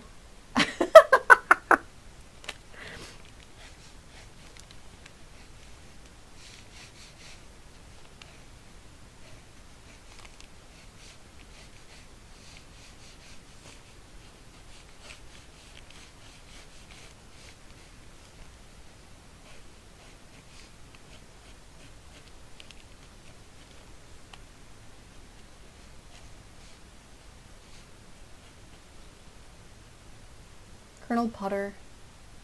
Hawkeye's last name was Pierce. Oh yeah, okay.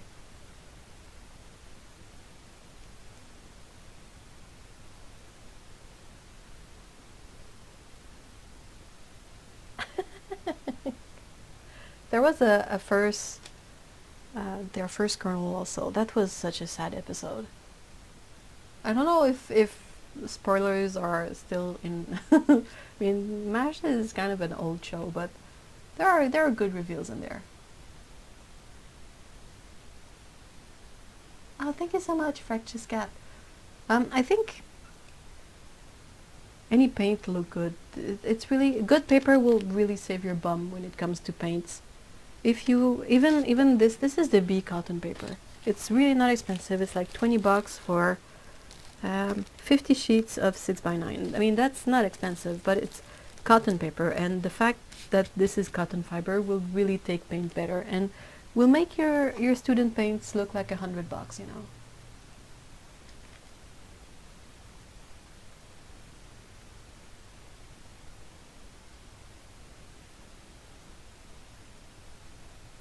Yeah, the Colonel's horse, yeah. Henry Blake, that was such a sad episode. Oh my gosh. It's one of those episodes you're like, yeah, yeah, and it ends and you feel like you've been crushed and you're like, not crushed like I'm depressed, but you're like, oh yeah, this is the reality of this stuff. Good grief.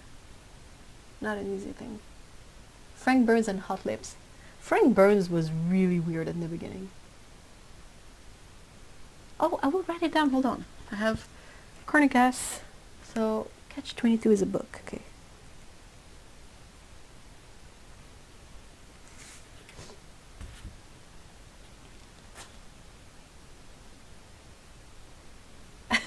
If my memory for old sitcom characters is failing, what do I have left? Oh no! Oh no! Hawkeye is Pierce. Okay.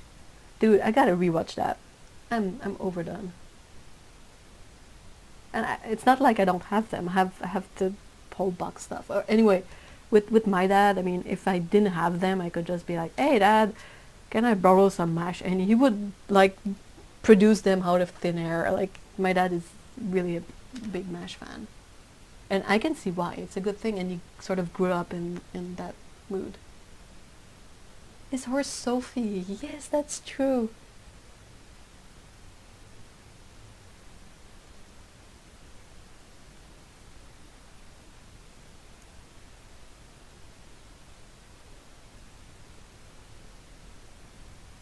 It's also I quite enjoy watching the older TV stuff because I'm not I'm not I'm like hey, I'm actually quite middle aged, huh?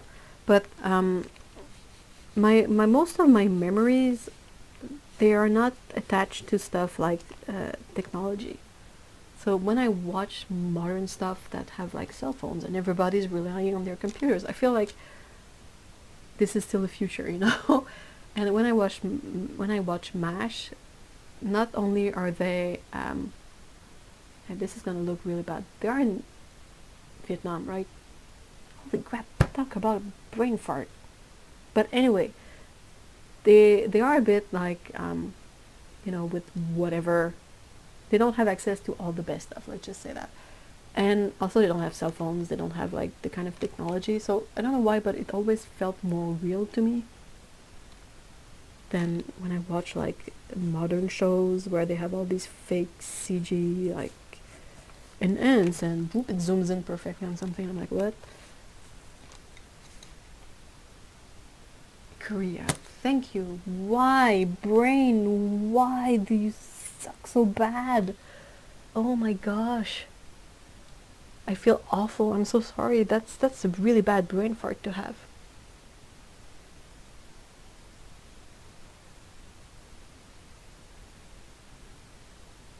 I guess I really gotta watch it now. No excuse. If I can't remember this stuff, it's mean I'm due. Whoa.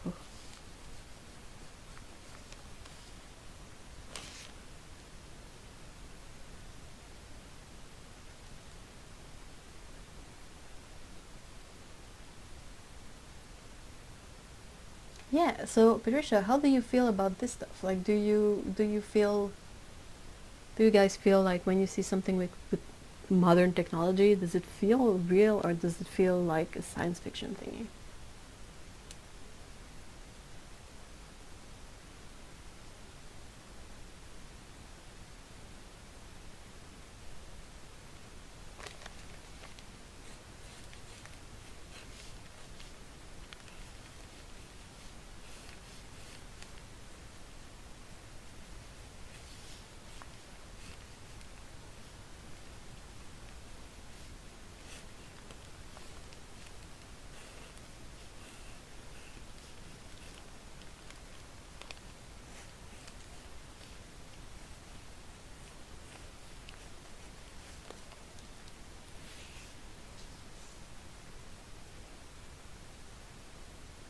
I think the US had just left Vietnam when their show started, so they didn't want to set it there. I would have to, I'd be curious, I gotta remember to check that out.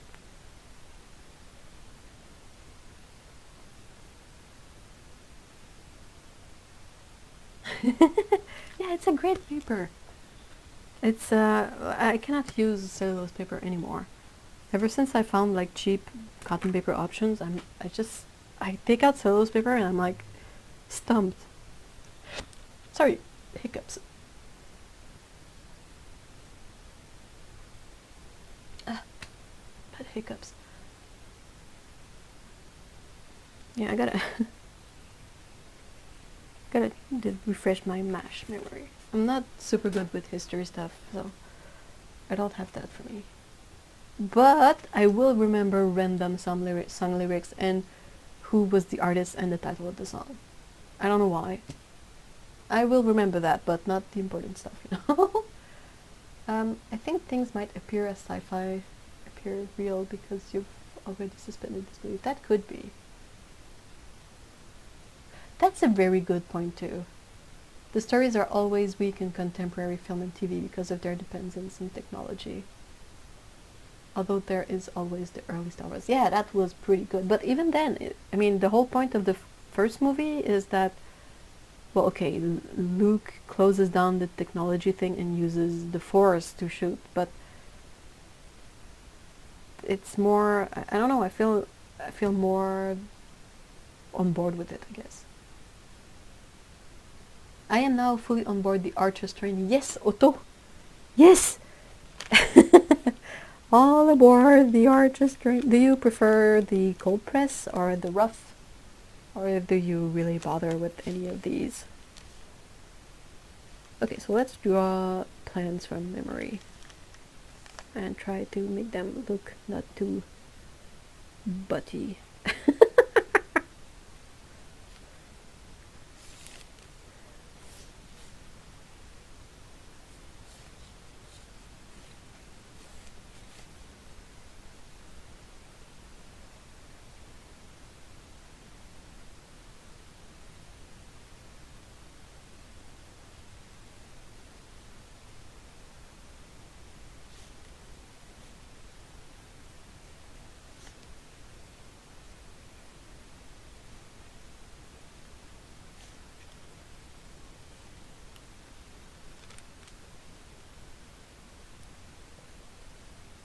My uncle served in World War II, Vietnam and Korea. Good grief.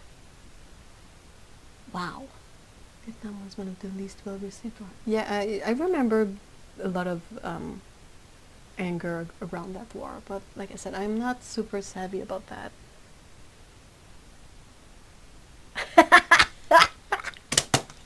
Yes, oh, I'm with you there, Otto. Otto says, I just ordered 40 more sheets of the cold press. I tried hot press and it was horrible. I can't make it work either. It's a struggle. It's so weird.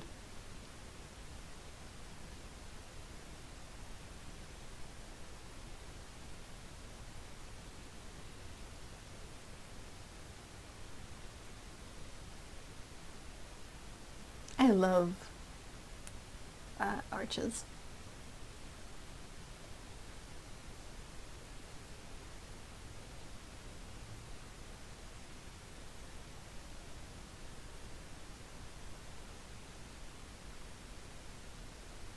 It's so unforgiving. Yeah, that's really the thing. Like, even hot press in general will always have a really weird texture when it's wet. It looks grainy, it looks like you piled the paper, and it's really easy to panic at this point and be like, oh my gosh, I've messed this up. But it usually goes back to normal when it dries, but it's really unforgiving. It's really hard to make large washes with this stuff and have them look good. I can see why botanical artists would love this paper, because it's really detailed work and you don't often paint has large area of one color, or you don't want texture work as much. So it's a good paper for perhaps botanical stuff, but for everything else it's really weird to use, and I kind of struggle with it too. I don't know what I'm doing. This is some kind of palm thingy. Okay. It's just... I will fix it with the brush pen. Sorry. Arches is too expensive for me. I find for cotton paper that I love the Strathmore 500 Imperial that's affordable, and it's cold press. Hot press is so weird. I'm glad you guys think that also hot press is weird. I also prefer cold press or rough.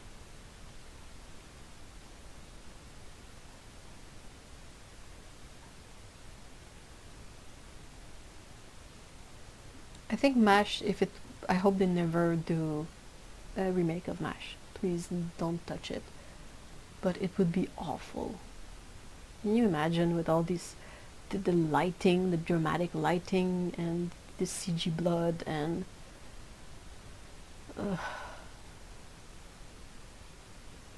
I can't. I don't want it.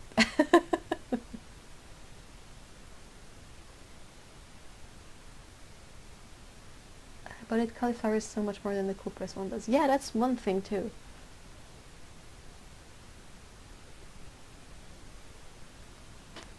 A fluid cotton paper is also quite nice.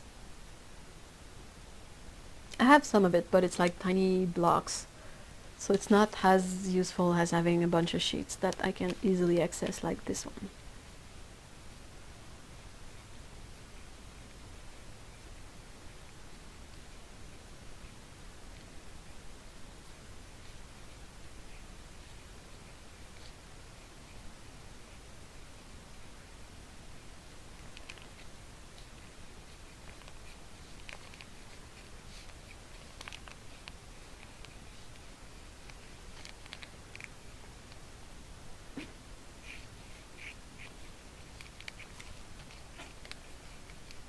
Really?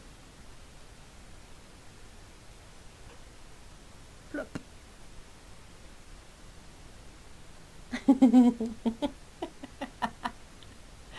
Aww. Oh, what? Ouch. Hey, thank you so much for being here, Mikey. I hope you have a great week as well. I saw a video a couple of weeks ago that suggested using hot press to practice gradient washes. That's just cruel. Oh my gosh, how cruel is that? What weight of paper do you prefer to work on in sketchbooks? Thicker, like perhaps 140 pounds personally. But I will take less if it's cotton paper. It's just, I think the fiber for me is more of a deciding factor than the thickness of the paper. If I could have like, well, I got one not too long ago, but 140 pound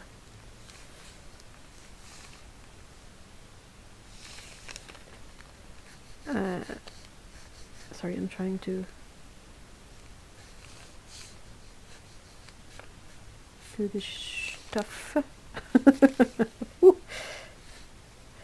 And I think at the same time, but yeah, I found recently Strathmore put out kind of a small-ish sketchbook that has cotton paper, 140 pound. I haven't used it yet, but it's not a lot of pages. It's like at best 20 pages.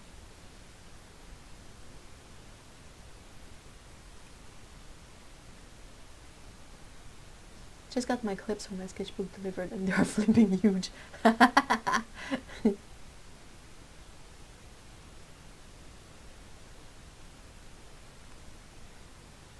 made mine with 140-pound Fabrino Cold. Oh, that's lovely. Yeah, that's the trade-off. I mean, 140-pound won't buckle as much, but you sort of have a sketchbook that you might go through really fast. So I guess it's perhaps a matter of what you want to use it for. If you want to do more finished piece in the book, perhaps it's better to get the thicker paper then. But if you want to practice and just, you know, get some mileage in, then maybe you are better off with something that has a bit more pages. This is just whatever. I won't pretend, I won't have any pretense towards this drawing, just to have fun with the paints.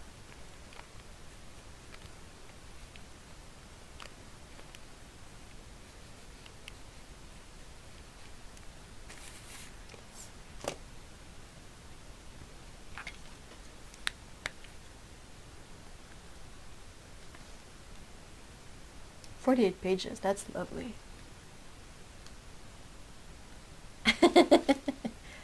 How did your lesson come about then? What was the painful learning moment?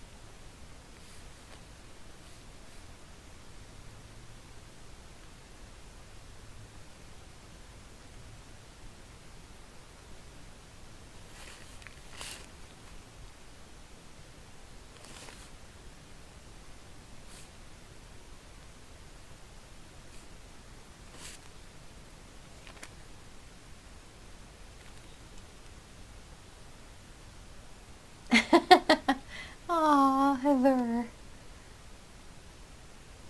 I'm so jealous of Ev's seemingly effortless, adorable kitty expressions. Well, thank you.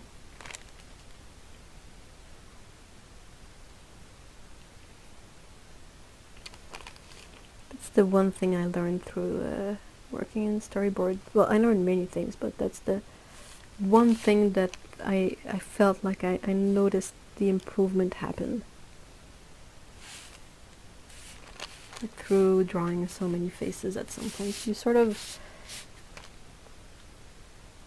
create pathways in your brain and in your muscle memory to how to make expression work quick and fast and that kind of stuff. Like again, and anything I say is never from, I hope it never comes across as boasting or gloating or whatever, but it's just I try to own up the few things that I feel confident about, and I know I learned a lot about drawing hands. Might not show at the moment, but drawing hands and drawing expressions when I was working as a cleanup storyboard artist.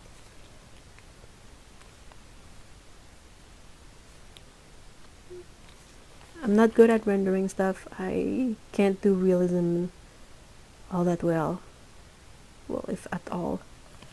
But I know that I learned a few things about expressions. Dan says, I used cellulose in my handmade sketchbook. I've been using cotton for finished pieces lately, then went back to my sketchbook and it was painful. Oh no, I'm so sorry. You could use your sketchbook for exploration work, like exploring mixes, exploring anything that doesn't include layering, because that's what I find the most difficult with cellulose paper is layering color. Because often what happens with cellulose paper is that the paint will sit on top of the paper. So whenever you try to sort of add in more color after, or... And I know, Dan, you do botanical, and botanical often has a lot of layering. And cellulose paper won't let you do that in a pleasant way. It's gonna be really painful.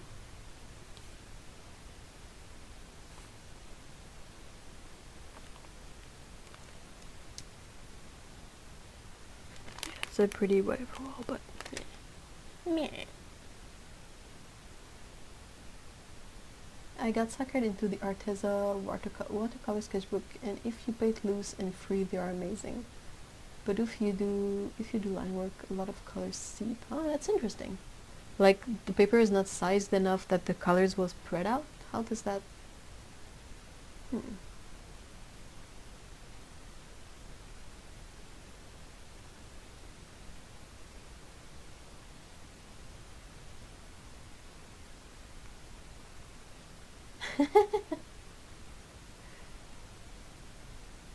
Well, that's there's sorry. Oh my gosh, Tsukabu, I know what you mean. I am disappointed in my cats. There's a new box and they're nowhere to be seen. Yeah. If I put something on the floor and there's not a cat on it in the next 5 minutes, I'm usually really disappointed as well.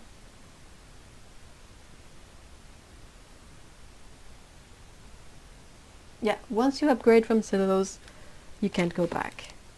It's a one-way crossover. I'm inspired by Otto's beautiful batik-like painting of huge leaves. They've been in my head ever since I saw them, and I'm like, ah, it's so beautiful. I love it so much.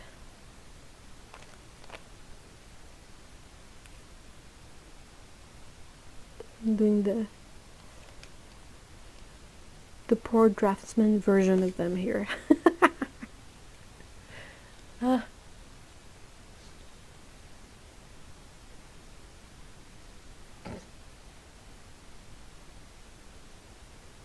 Yeah, we get that too. The empty clothes hamper, and sometimes the cats, they go in it and we can just lift it up and walk them around. That's funny.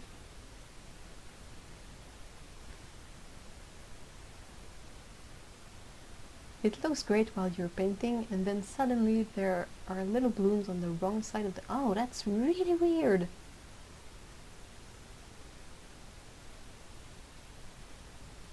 I'm excited to see that, Otto. I mean, no pressure, never any pressure, but whenever you feel like working on them, I'm there for it. I can't wait to see them. Like, if you were to... I would have to save up a bit, but I would definitely consider getting a print of the batik flower. It's kind of artwork that always makes you happy. Like, you see it and you're like, oh yeah, plants are great, colors are awesome. Oh, this is so pretty. I'm so happy right now. It's basically my brain.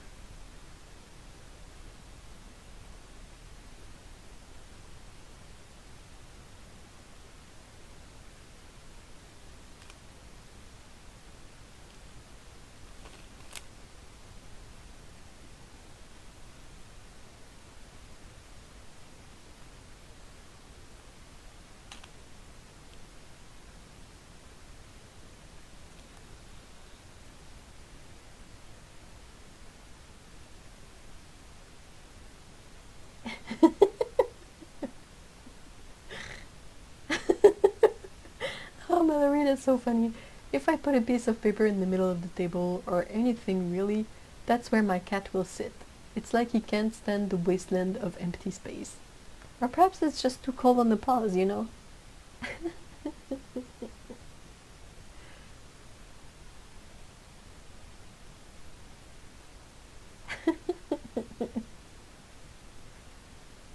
Oh, have you tried using the Masca pen with the mask?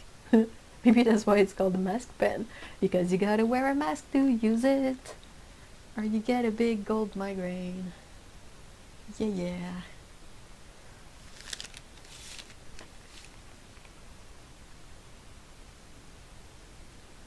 This lousy joke was brought to you by me.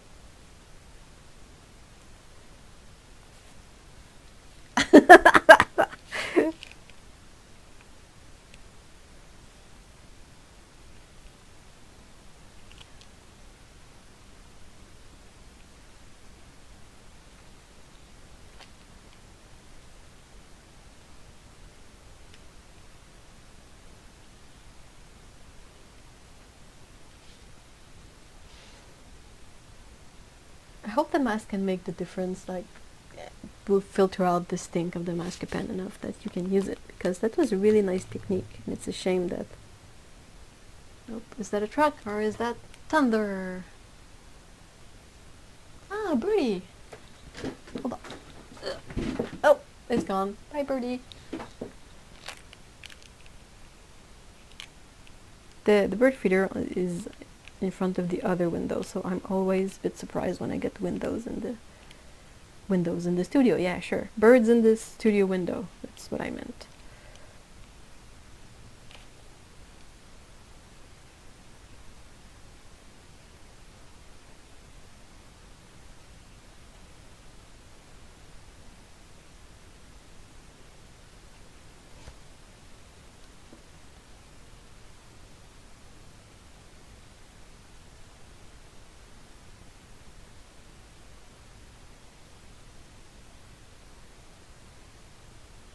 Aw, that's quite true. I agree, Francesca. You should feel proud of all your accomplishments and everything that you're working on. You work so hard every moment that you feel good about it. Learn something that was given. Yeah, that's true. If someone works to learn something, I mean, it should be okay to be proud of that. It's like you work for this.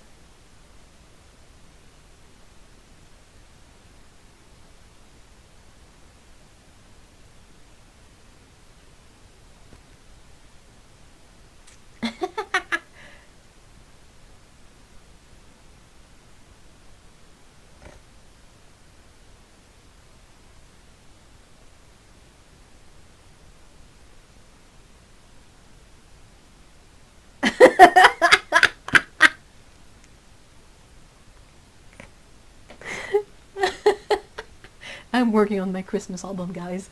I'm still humming along. You've got to use a mask to use it. Thanks, Jill and Heather.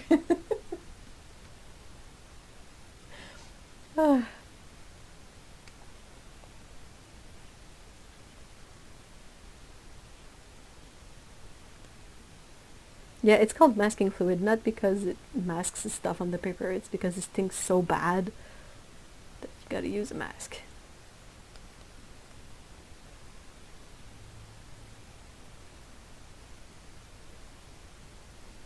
Yeah, this is pretty much a whatever palm tree.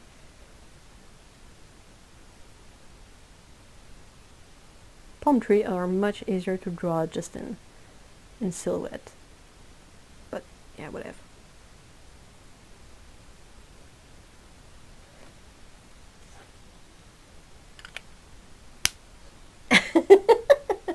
I'm not a very good singer, I'm afraid. I'm not sure it would be a great hit. We have, well, this one, Pico. Yeah, you. I can sort of take her in my arms and she will, you know, accept to be carried the usual cat way. You know, you have the front paws on the shoulder and you hold the bum and the cat is sort of laying down on your torso, I guess. Anyway, it's standard cat stuff, but whenever Mr. E tries to carry her the same way, she always climbs up to his shoulder. So he's got a shoulder cap. Kind of like a pirate's parrot, which is funny. So yeah, she doesn't want to be carried the, you know, standard way by him. She will only tolerate the pirate way. I'm just waiting for this to dry before I can erase and try the paints on it.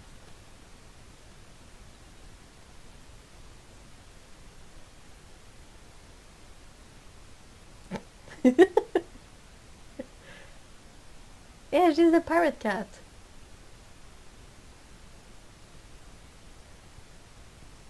It's really funny because he will carry... hold on, perhaps while this dries I can sketch it out just for stuff and giggles, and I nudge this. No, it doesn't seem to be too bad. Okay, so let's pretend that this stick figure is Mr. E. Just a regular dude stick figure. Like this. Well, Peko will sort of settle down in loaf form, and he sort of has to put his arm up, and she will like settle down as a loaf like that on his shoulder, and she will usually have a paw that's like dangling, oops, wrong side, on the back, like on his back, not on the front, and the tail will wrap around his neck and come back the other side. And whenever he has to, I don't know if that can, okay, maybe you can see better like this. Anyway, and when it's Scout, try to make this perhaps a bit bigger, but he cannot carry Scout the usual way either. She needs to be carried like a panther. So basically it's having your arm sort of into your body and at a 45-degree angle, with the hand that will support the kitty, and the kitty is like sprawled like a panther on the arm with the paws and the back paws on each side, and the tail is somewhere in there. Yeah. So that's how Scout wants to be carried, and that's how Peko wants to be carried by Mr. E. Me, I can just like, yeah, let's pretend it's me. You know when the cat like has his face here, the paws on the shoulder and the body, and you can hold them sort of with one arm if you hold the butt that way and pet them with the other arm like this. Yeah. I don't know if that makes sense.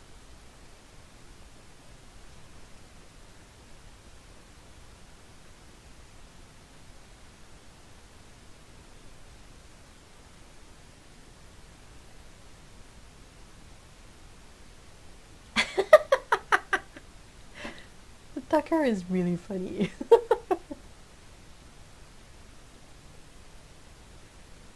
Yeah, Scout is a woman. Well, is a woman. It's a cat, but it's a tortie, so she's a lady cat. And yeah, she likes to be carried panther style because she's a queen, you know. We always make joke, like we call her princess and stuff like that.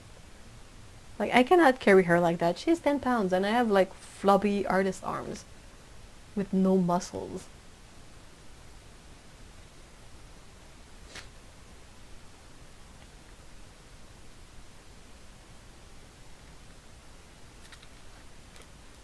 So yeah, that's usually what's going on. Okay, let's hope this is somewhat dry enough. Ah ouais, tu penses? Bon.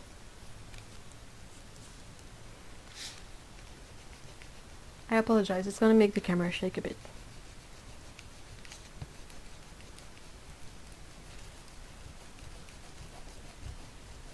I'm trying to exercise more and get healthier because, you know, artists, we tend to sit a lot on our butts all day long. But yeah, I kind of have a harder time making myself exercise in, you know, what I would call the exercise that makes no sense. And by that I mean stuff that, you know, you naturally don't really do that stuff. Like I don't naturally do bicep curls, so I find it weird to, you know, make myself do bicep curls for like, I don't know, a bunch of reps a couple of times. So I'm like, but I try to walk a lot more. I want to build up to be able to run again, because I feel like at least running is something humans do naturally.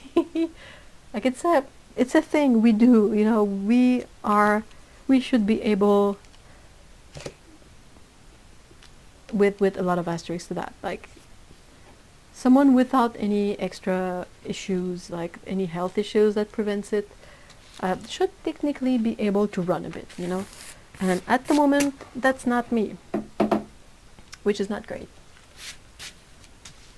So I want to try and build up to running. So for now, I'm just walking a lot, because like I'm super out of shape, like insanely out of shape, and one of my foot is sort of hurting still, and I don't want to rush it. So I'm forcing myself to take things slow. But I also use the elliptical trainer, and just that I find it a bit weird, because I'm like, what is this stupid motion? Like, I can trick my brain into thinking, oh, that's just like skiing, and I'm like, oh yeah, that's just like skiing. Ha ha ha! Let's sweat on this machine. But yeah, there's a bunch of stuff that I used to go to the gym a lot, like 8 years ago when I lost a bunch of weight, and I was doing all the machines and all this stuff because that's what they sort of make you do when you go to the gym. And yeah, sure, it will create muscle mass and it will like help you in a bunch of different ways, but at the same time I'm like, I'm no trainer, but I just am not in the mood for that. So I'm like, let's just do the stuff you feel like doing for now, and we can sort of mess up with everything else after. You know, one thing at a time. Let's do that. Oh, thank you, Otto. I'm trying really hard. I'm really trying to exercise a lot, because yeah, I mentioned that I'm out of shape. It's not a good look. And if I don't do it now, I might not be able to do it later, you know, like no one is getting younger. So yeah, gotta kick my ass into gear. So yeah, long story short, exercising more, but still I'm not like training my arms at the moment, so they're still flabby artist arms. That was my whole point. I was trying to get to. I guess I should possibly, you know, consider doing a bit more muscle training at some point, but yeah.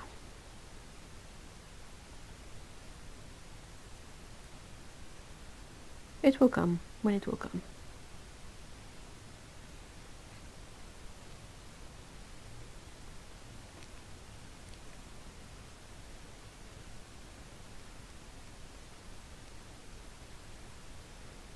Okay, so this dagger brush is pretty cool. This cyan color is perfect. I love it. This is like, oh my gosh, this is excellent. This is sky color for me.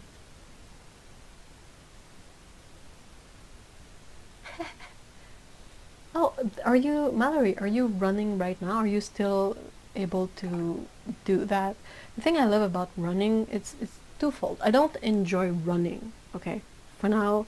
And even when I was super fit, I say super fit, but keep in mind that it's still me. I mean, I'm fit for me. Yeah, there you go. I was able to run like 4 miles without any problem, without getting overly winded, and it was fine, but I never really, people are like, oh, when you run, it just gets, you get the endorphins and it gets enjoyable after a while, and I was like, I would run 4 miles and still find it tedious. So I don't enjoy running, but the thing with running is that you only need a pair of sneakers to do it. So it's accessible, and it's, like I said, I feel like it's a movement that I don't have any weird mental problem with doing. Like, I don't see any issue. I'm like, well, humans run, that's okay. I feel like that's something perhaps I should be doing in a good way, if I can say that. Am I making sense? Bah. But yeah, and it's just I don't want to hurt myself, because I know that once an injury occurs, that's kind of the worst that can happen.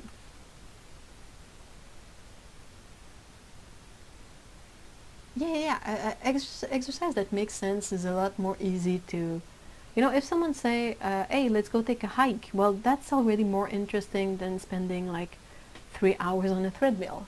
You know, it's like you get to see stuff, and your body gets to work in a sort of natural setting. Not that natural is always good, but you know, I don't know, it just feels more connected with the action of doing the thing, you know. Hey, I'm climbing this rock, and you climb the rock, and that was a good exercise for your whole body because you did the thing, you know. Anyway, am I rambling? Yeah, I'm probably am. Let's use these lovely colors for bricks, because that's kind of a bricky color. Yep. Oh, look at this, that's pretty good, right? I mean, if my Cadmium paints back when I was young were like this, I would have been psyched to use them. But, I mean, it was more a case of that's all that I had, you know, that's all that was affordable back then for me, like a 13, 14-year-old kid with minimal income. And you're like, oh yeah, this comes in a cute set, and it has a small brush, and it feels like a professional thing, and I'm gonna try it, and you know, you just do. But holy, look at this. This is good. This is good stuff.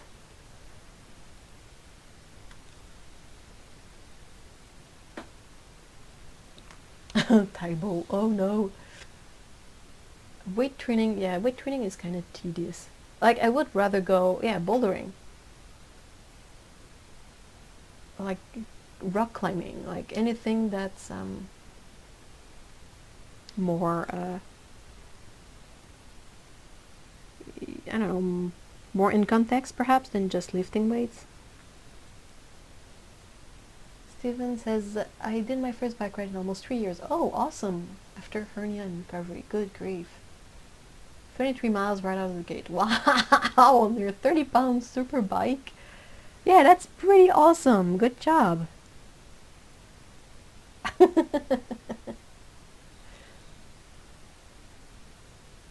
Oh, I'm sorry you hurt your back, Mallory. That sucks. Every issue of running will have at least one injury article. Yeah, that's true. Hiking is really fun. I wish I could hike more, but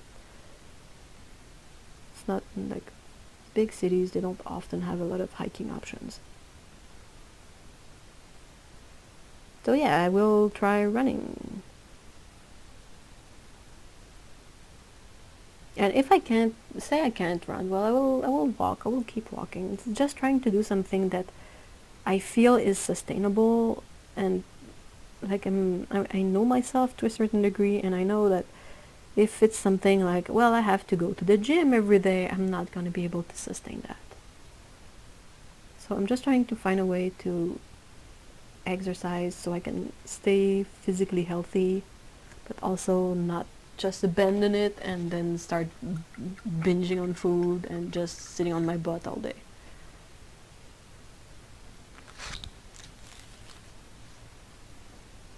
The places you go hiking, Otto, they look so good. I'm a bit jealous, I gotta say. If I had access to those places, I would be hiking all the time, I think. Oh, Jill, you enjoy weightlifting. That's awesome. I mean, pretty good that you do. If you enjoy weightlifting, and if you enjoy going to the gym, that's really a good thing.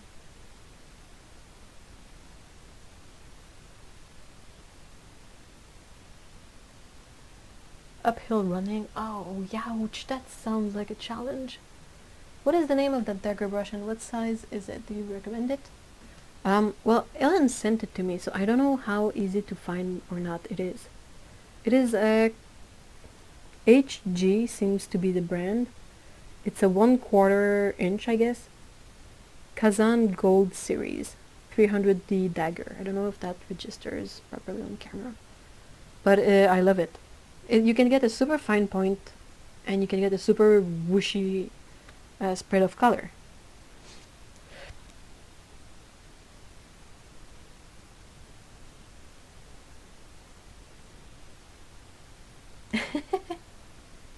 I used to be a brown belt in Taekwondo. Oh, cool! I love tennis too. Tennis seems to be really, really hard on the joints. Because, I mean, you gotta swing a pretty heavy racket. There, on a very casual level, my dad used to go play tennis with one of the neighbors. And the neighbor, his Achilles heel tendon detached from the foot while they were playing. That sounds so bad. It sounds so painful. I've done a few 10 miles walk this year. Mostly road though, no tough terrain. How long does it take to walk 10 miles for you, Stephen?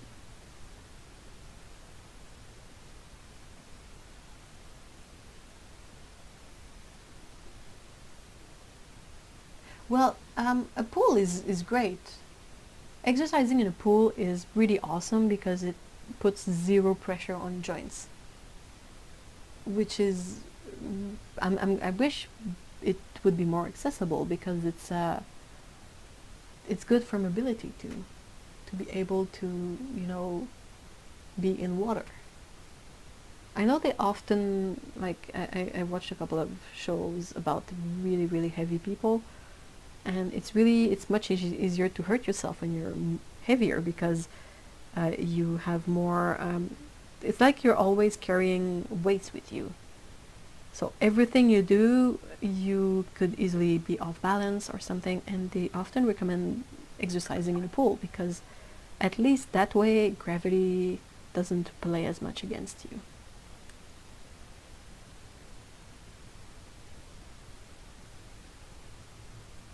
Oh yeah, the good old wooden rackets were like that weighs a ton. You gotta be super strong to be able to do something with those. A 21-mile walk last year, that's gotta be lengthy. That's gotta be like what, 5-6 hours? Wait, hold on. 7 hours, possibly 6-7. To walk 10 miles is about 2 hours 45 minutes. Oh, that's fast. That's rather good. I'm a slow walker, I guess. I usually walk a 16-17 minute mile.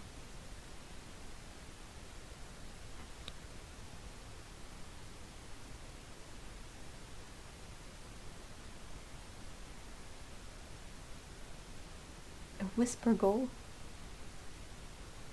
It's cool. I grew up in a pool, loved to swim. Oh, what a bummer that you cannot have one ever.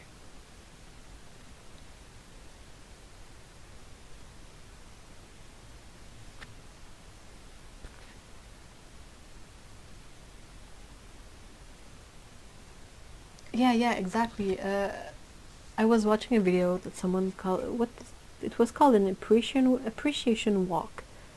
And it's, let's say you're someone who needs to lose a decent amount of weight. After a while, it's sort of like, it's easy to lose weight in the beginning and then it sort of tapers. And it's really much tougher to feel the accomplishment. And you just feel, you're just like bummed out by the most recent stuff, and you lose sight of the big stuff that happened.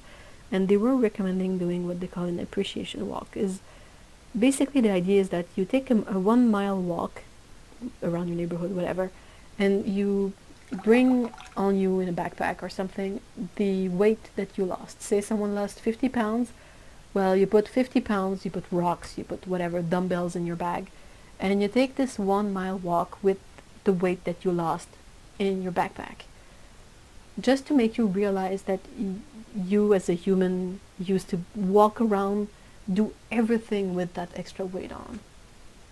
And yeah, I can see why that would be a good sort of a good mental exercise to realize that you've really done something good for your body. because yeah, I mean, I cannot imagine weighing like 600 pounds. That's just so sad and so like extreme and such a huge problem. It's like, how did we get to this point where we have humans that weigh 600 pounds? Why do we let this happen?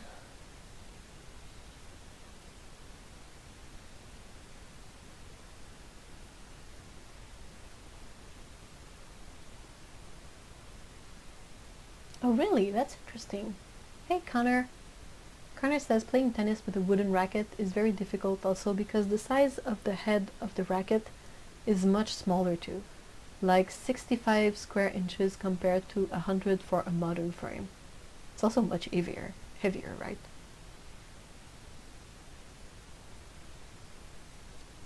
Oh, that's awesome, Tsukubu. It's gonna be great for refresh, get less hot. Sorry. My brain just gave up on me. It was like, yeah, words. What is it good for?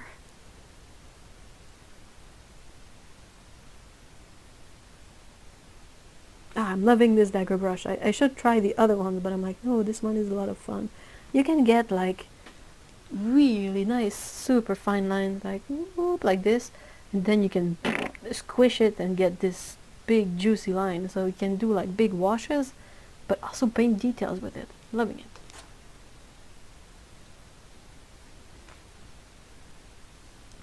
My best was a few years ago. Hold on. I did a half marathon in that time. Whoa, what? Oh my, I cannot. I mean, I don't know. I think I would get bored of running before being done with it. I'm like, okay, I've done like 1 hour of this. I got other shit to do. Cannot imagine running for like 4 hours. Not on a physical level, just on a mental level. Like I feel like I would get bored and like need to do something else, and I don't know. Also, it's probably really hard physically. I'm not saying that it's a walk in the park.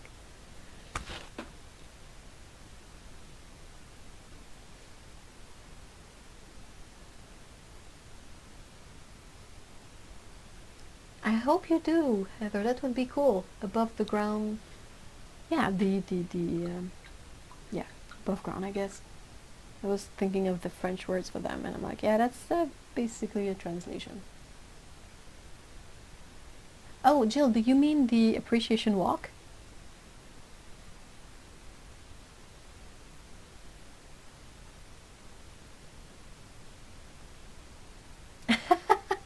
That's such a good one. Oh, Patricia, that's really awesome. Patricia says, when I wanted to buy cheap foods in the grocery store, I would go over to the dairy section and put the number of pounds I'd lost into the cart in pounds of butter.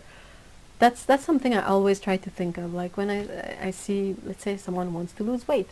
Well, you say, oh, I just lost 5 pounds. I have to lose 50. That's nothing. But then you look at 5 pounds of butter at the grocery store and you're like, that's a lot. That's a lot of butter. And I really like the fact that butter comes in pounds because it's such a visual element, and we all know what butter is. It's basically just fat. So it's I also like comparing like any kind of weight loss effort to pounds of butter, because you're like, yeah, that's a decent achievement already. Like, I used to work at a gym. I would clean up all the weights at the end of the day. I'd pick up the weight that matched everything I lost, and couldn't believe I carried that every day. Oh yeah, that's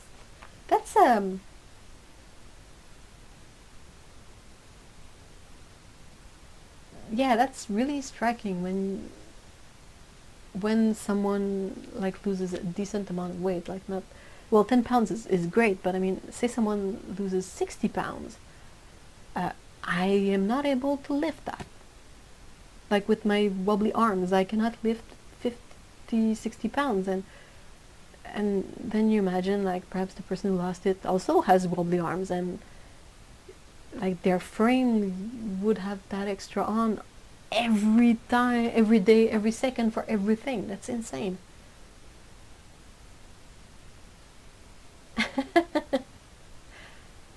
Connor says about the rackets, it is also quite a bit heavier. You have to be rather a good player with very good and high coordination to use a wooden racket successfully. Also, hi. Hello. Nice to see you.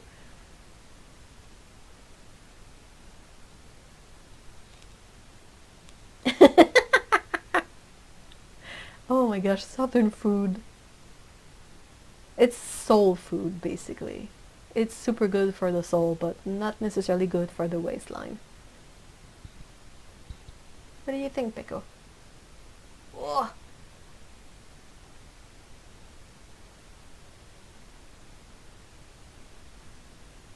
Yeah, that's a good idea, Joe. Also, congrats on going through all this effort. And I mean, weight fluctuates. It's pretty difficult to maintain steadily. I think it's normal that it's supposed to be a line that has ups and downs and things happen, and you know what they say, stuff happens. S word stuff anyway. And it's not easy to maintain, and you never quite know how, if you hurt yourself or if something really positive happened. And I mean, it will fluctuate. The thing is that just to remember that you did it, you can do it again, and it's gonna happen. Like, I've been trying to lose extra weight for years, and it sort of has to be part of a being ready for it moment too. Like, you can try and not be in the proper mindset for it, if I can say that, but suddenly something clicks and it works, and you know what to do because you did it already. So it's not that you gotta learn all this new stuff, but it's just about being in the proper mindset for it, in my experience anyway. For me, the biggest difficulty was to find a way to do it that is sustainable.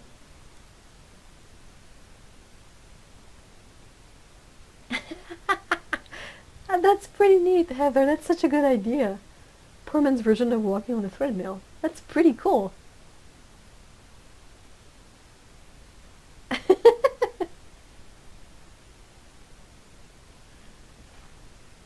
Pekko was moving. I don't know if this one moved.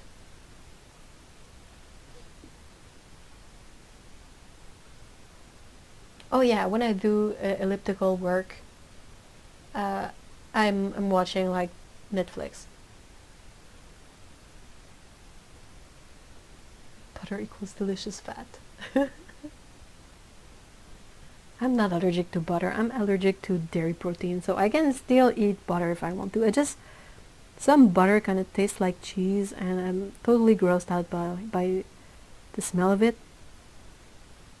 But I'm also trying to lose weight, and it's just, sometimes it's just knowing that, like, no problem with butter, but just not now, just not right now. When I'm gonna be at a point where I'm more comfortable with everything, yeah, sure, a bit of butter here and there, no problem, but not now. And it's not like butter is going away. It's still gonna be there. It's still gonna be a thing. Yeah, that's the point. Some butter is really, I agree with you, Otto. That's really weird. Like, I liked burnt butter, the one that smelled like like croissant. Butter that has been cooked, I find it a bit better. But whenever I smell like a butter, like the thing, it's really weird. It has this kind of old milk thing to it that, it's just weird. It's just completely lost the taste for it. Amisha says, I more have to worry about getting too thin, and my sisters hate me for it. Oh, yeah. I mean, my perspective on this is I would rather have that problem than the one I currently have. Because with my current mindset, with my problematic mindset, the idea of having to eat more is of course more appealing than having to eat less. But I understand that people who usually have problem putting on enough weight, they have other issues. Perhaps food doesn't interest them, they don't think about it, they don't, I mean, it's not my mindset with this skill, with, well, not a skill, this, what can I call this? It's like a body attribute, it's a metabolism, whatever you want to call it. So yeah, I understand that it's not simply transplanting my brain into this metabolism. But yeah, I mean, I would rather have that issue, of course. From this perspective of me struggling with, you know, not putting on too much weight.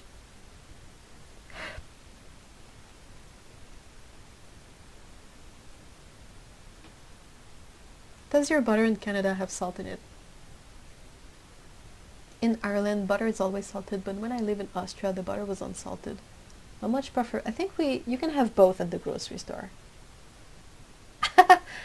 Croissant. I think usually people say croissant, but in French it's croissant.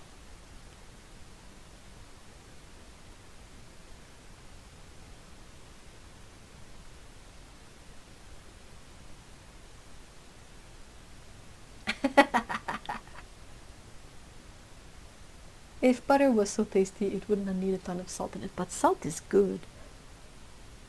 I grew up on a diet that was not very salted. My mom wouldn't put a lot of salt in stuff, but I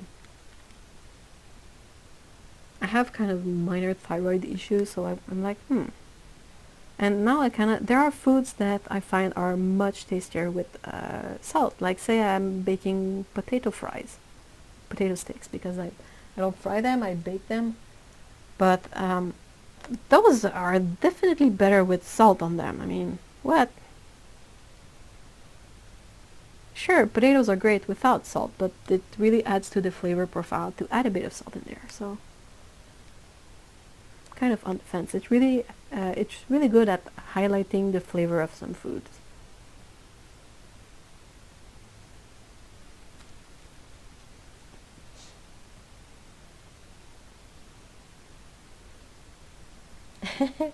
Yeah, I'm glad I'm not saying the opposite of what your psychiatrist is saying.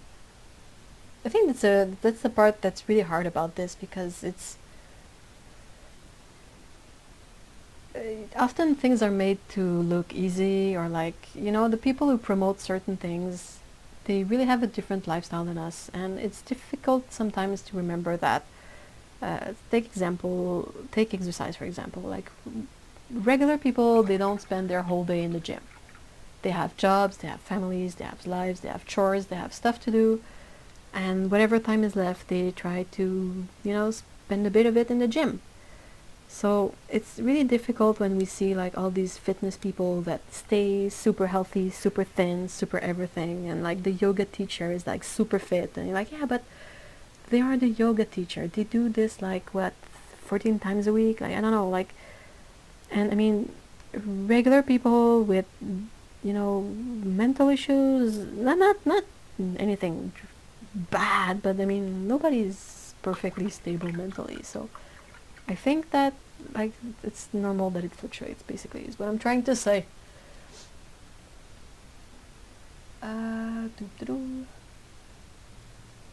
Yeah, salt improves flavor.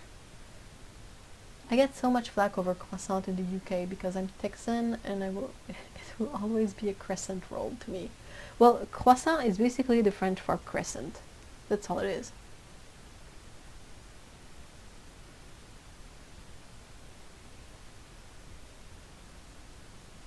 Why is the T there if you don't pronounce it? Oh, it's Nantes. Well, you don't say the S. That's weird with French. If you take Nantes, for example, if it didn't have the E at the end, we would just say non, like croissant.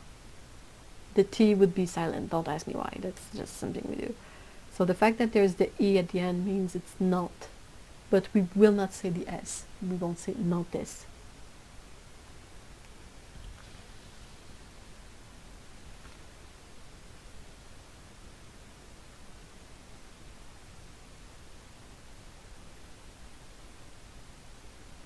Oh, really? Whoa. I'm catching up on chat. I put a shot of hot sauce on plain potatoes, similar size a bit. Yeah, well, potatoes need a lot of salt, they absorb it. Yeah, super rich people with personal trainers and personal chef, they can go suck an egg. Oh my gosh, I can't. I can't with these people. They get on my nerves so bad. What was the thing we saw recently? Like the sort of the meme thing was like, eat the rich. I think we should eat the rich.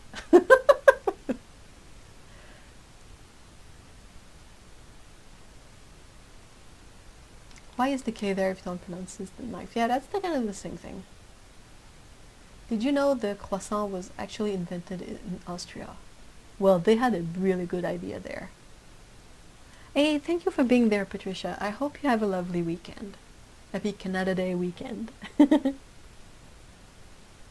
Eat the rich. Yeah, I don't know what it was for. I think it was kind of just something super exaggerated to sort of point out the fact that can we please stop it with rich people? I mean, how are they supposed to be relatable in any way?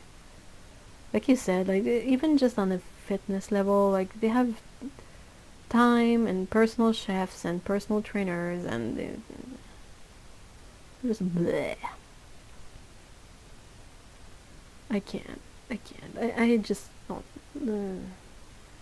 I saw the thing about Kim Kardashian recently, and I was like, can we just throw them into the sun, please?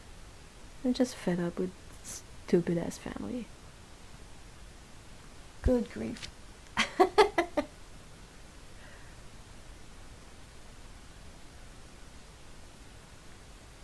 Oh, I cannot say that, Stephen. Those are the words that I struggle a lot to say. The through, though, thorough, thought, though.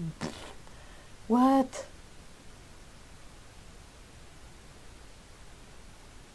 Oh, it's oh crap, it's supposed to be an expression. Hold on. Let me try to make sense of it. Can be understood through tough, thorough thought, though. That's gonna break my brain. Otto says if I ever win the lottery, the first thing I'm getting is a person chef. Yeah, me too. Or I'm just, eating out. I want a Japanese chef. At least I know that the portions would be decent. Good grief.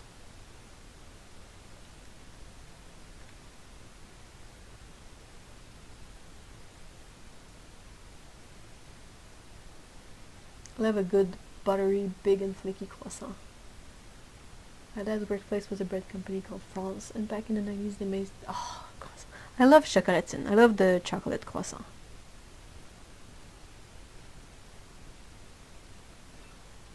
I mean, I will take a regular croissant if there's nothing else, but do chocolate in there.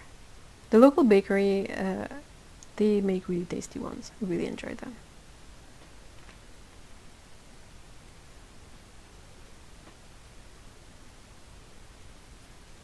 But yeah, oh my gosh, a personal chef. I don't even like cooking. You can be sure that I would find a way to, get access to good food in nice quantity without having to make it myself.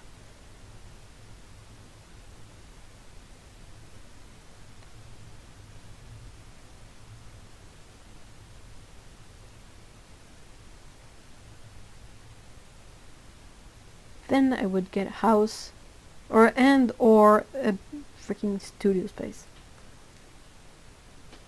US portions are ridiculous. Yeah, Canadian portions as well, because we basically have just about the same stuff than you do.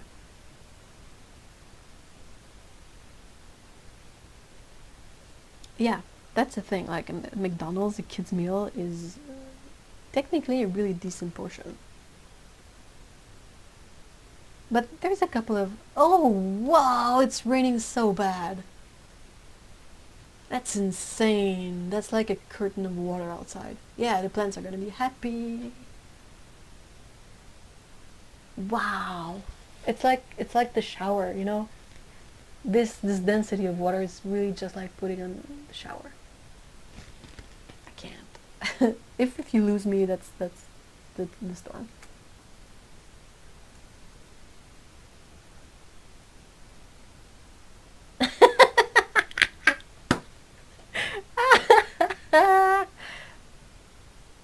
Oh, real. Oh, Stephen, be safe. Good grief. Anyone here in Bancroft area? Tornado warning. Take cover now. Good. Yeah, hide. Baxapain says, the first time I took my hubby to IHOP, he was so overwhelmed he ordered pancakes with a side of pancakes.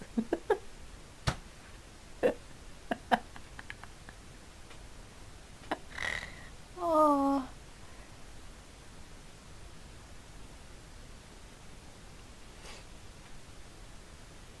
The scary bit is they didn't even question him about it. Oh no, they're either so jaded or so used to it. IHOP is a pancake place, right?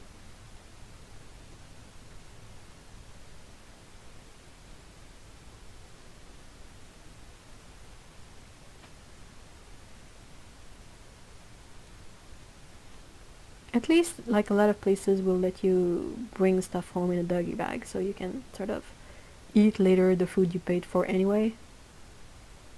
Which is nice.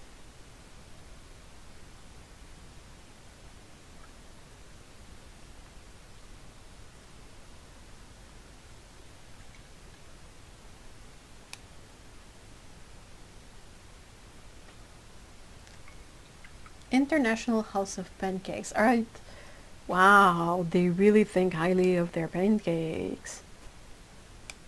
I'm suspicious. I find that highly suspicious. If you have to claim that you're the International House of Pancakes, that sounds like it's gonna be pretty lousy pancakes. No offense. No offense intended. No. I don't know, man. I don't know. This idea of boasting out. It's like any place that's like the best sushi in town. I'm like, yeah. I'm not gonna go there. The best pizza in town. The best poutine in town. Yeah. Nope. How do you know what's the best thing? Like, how can you tell it's the best one? What's your basis for this stupid statement? Like, what if I don't like it? It's not the best one then, huh? Huh? What do you say to that?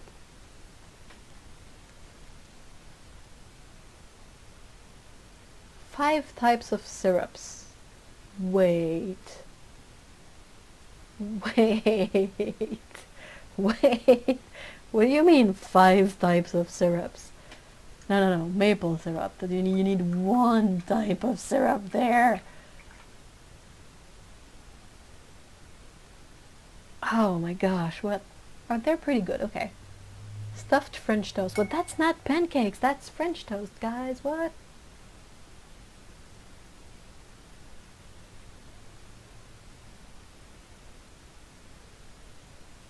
Have to stay away from my husband. Oh no! Well, you can make pancakes at home. It's not super hard. Maple, yeah, perhaps a chocolate. Oh, there's probably like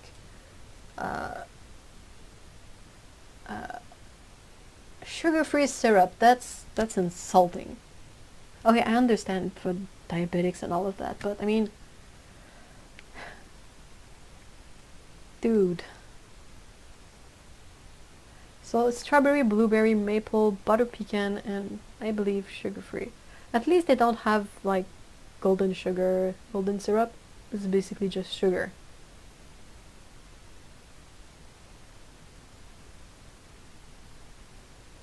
Loganberry. Oh. I don't know. Belgian waffles in Belgium sucked so bad. Hey, bye Mallory. Thank you so much for being here. I hope you have a great weekend. Happy Canada Day. Yeah, if you are diabetic and need sugar-free, why are you eating pancakes? That's kind of my idea as well in regards to that. I knew people who were diabetic, like type 1 diabetic, like born diabetic. And they would always sort of pressure my friend to make I think it's called sugar fudge. You know the fudge you make with cream and brown sugar.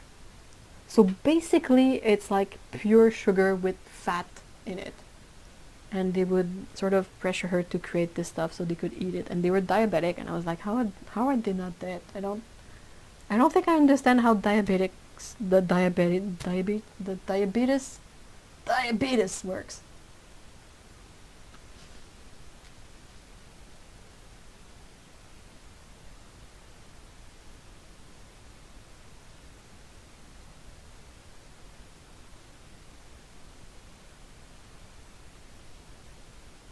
What's a Scottish tablet? That sounds awesome. It's hard when you like something but are denied, especially as a kid. Yeah, but they were teenagers. I mean, pure sugar with fat. Yeah, but white fudge is not the same. White chocolate, it's sugar and cocoa butter. So that, and usually dairy, but that's how they create the white chocolate. It's basically just the cocoa butter. But the cream fudge, it's really like you cook brown sugar and dairy cream, cream, together until it reaches a certain boiling point for fudge.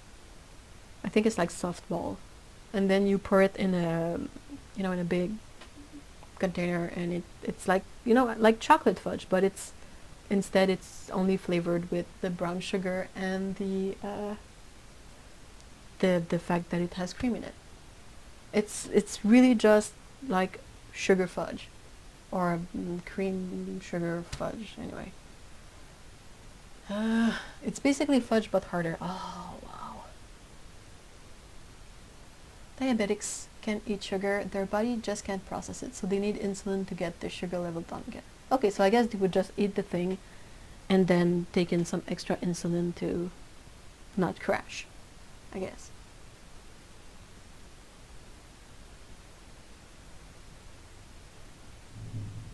Oh, thunderstorm! Oh my gosh, I wish I could show you. Hold on. Okay, guys, I'm gonna rotate the camera, so look away for a second. I don't want to... Let's see. It's gonna be on the side, but perhaps you can see... Hold on, what the fuck is this? Okay, let's do this. Can you guys see outside just how dark it is? Like, it's only 5 in the afternoon in the summer. It should be much brighter than this. But it's like insanely dark. And it has stopped raining, so I don't know what I'm saying, but it's still really dark and thundery. Okay, moving camera again. Hold on.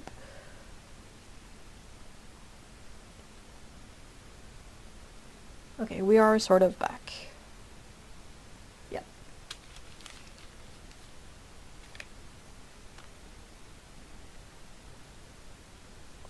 That was fun.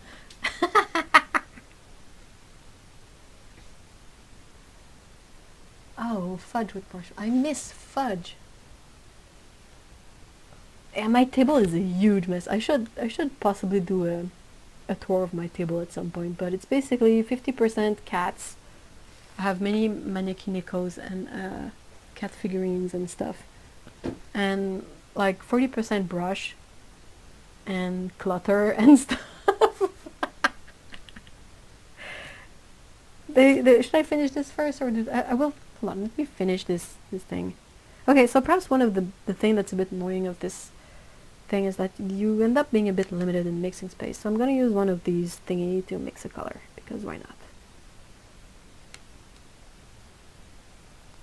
But I mean, it's kind of the same thing that happens with like the pocket set from the pocket sketcher set from Cadmium.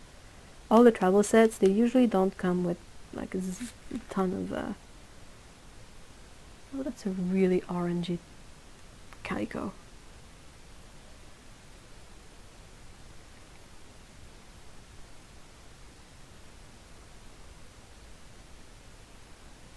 You guys know me. I love my torties and my calico cats.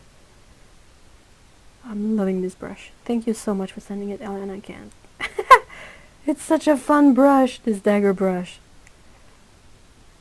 It's like good for really organic mark making. Like, you can do super precise work, like if I were super careful about this, but I'm not super careful, and I like the kind of really nice marks I can get.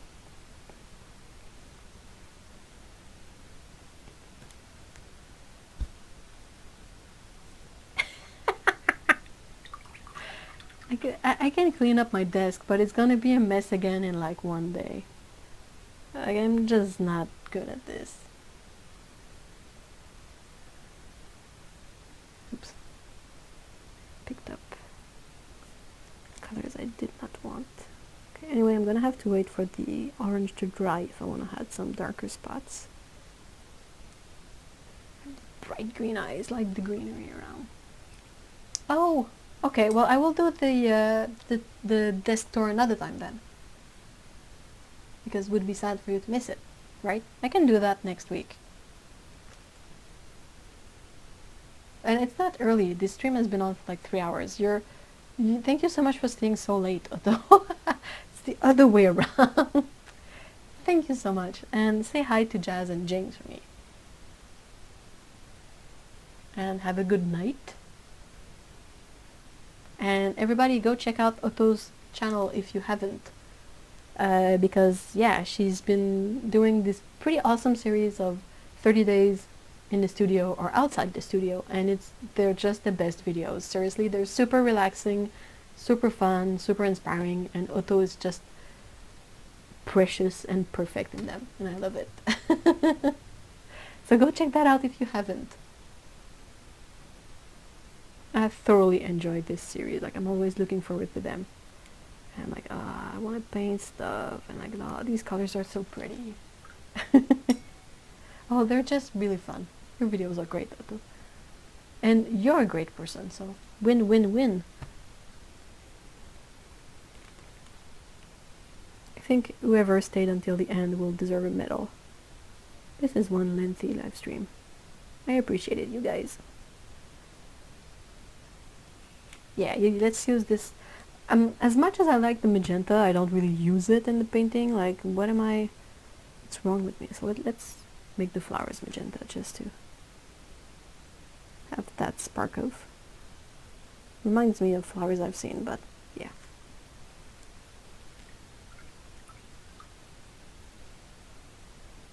Hey, Josephina, hi! I'm gonna try to still end this soon-ish, because, like I said, you guys have been hanging around a long time, which I'm super thankful, and yeah, I don't wanna you guys to get bored or like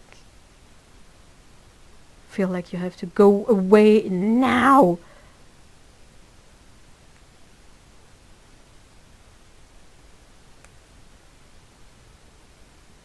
We'll try to get this.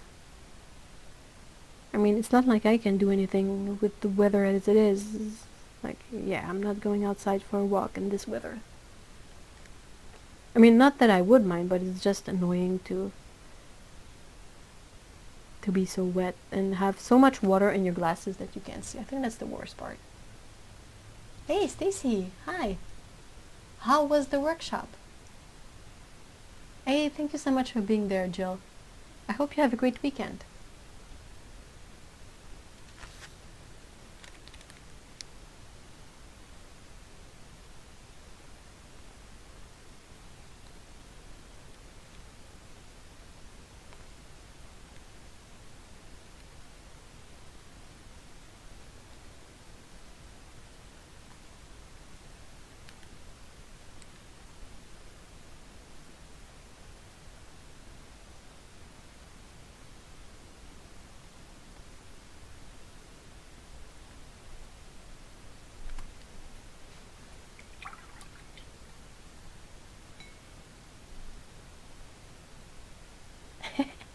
I'm glad you enjoyed it, Stephen. That's an epic bike ride. You know what? I used to really love biking when I was a kid because it was really easy. I could just get my bike out of the garage and, roll away.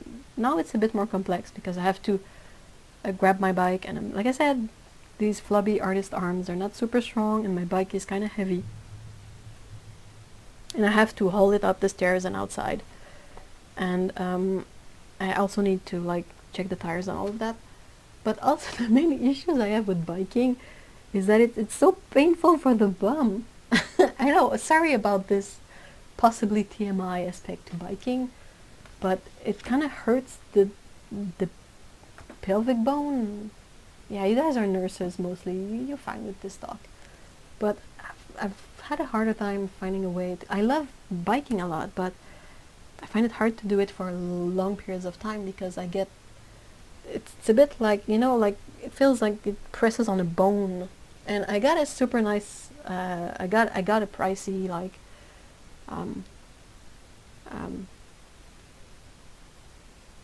You know, the part where you sit on. What's the name of it? I'm sorry. Oh, the market? Oh, yikes. That's a lot of people. Saddle soreness. Yeah, is that a thing? And you have to put on a helmet with those tight arms. Yeah. Ugh. But it's also hard on the arms, right? Because you're leaning forward, and I have kind of a more of a mountain-ish bike.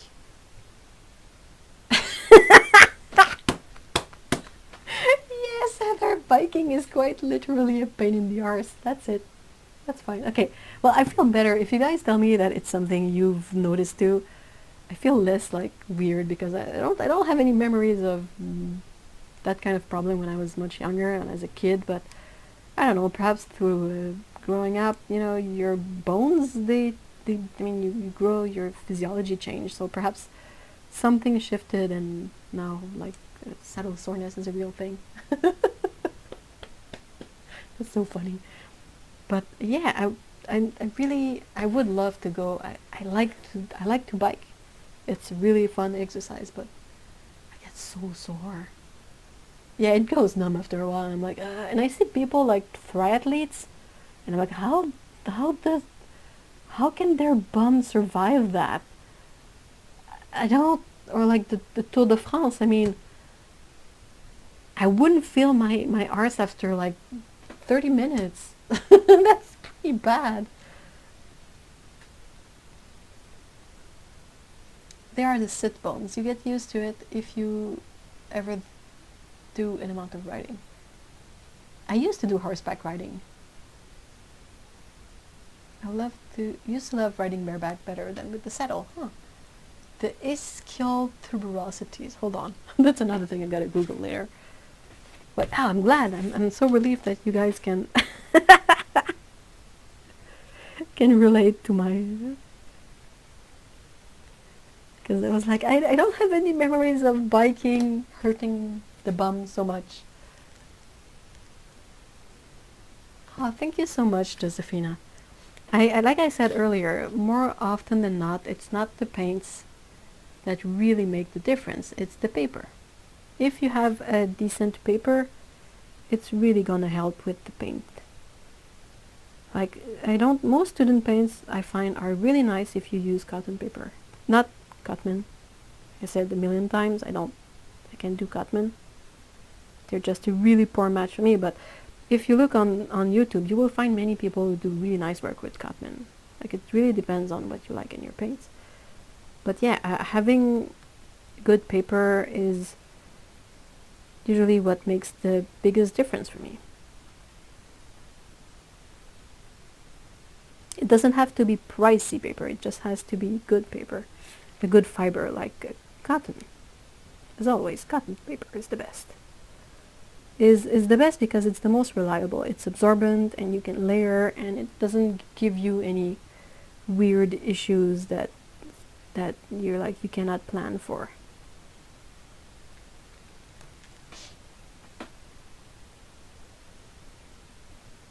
But thank you for the kind words.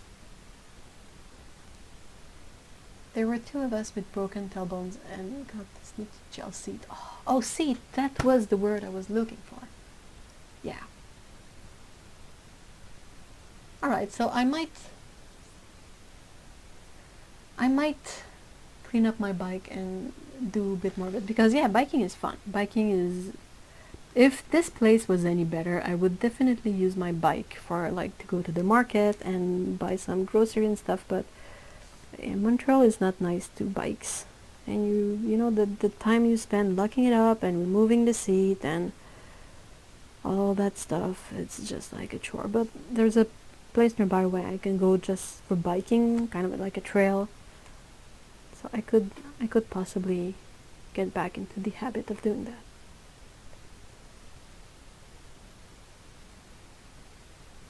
Because I used to really love it. Yeah.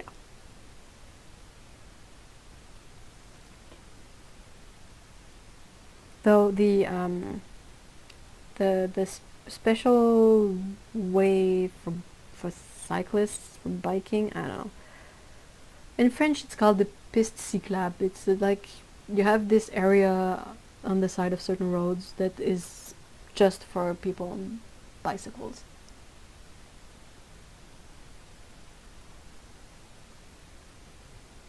Yeah, it really hurts for a couple of days. It's really like being sore. Hey, thank you so much for being here, Cleo. Have a great weekend.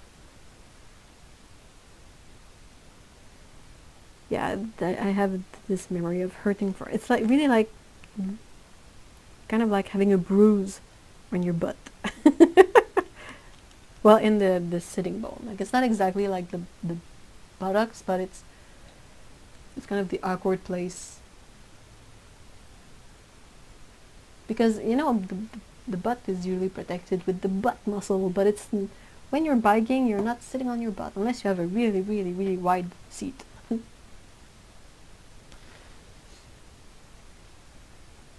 Yeah, bike lanes. Thank you so much.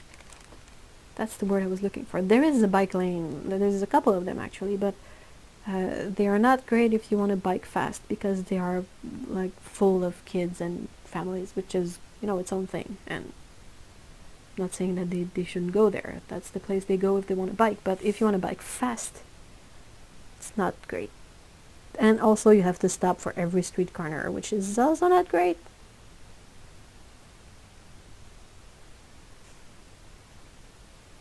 I still have my bike from when I was a teenager. Like I haven't grown enough to justify buying a new bike, which I think is kind of funny.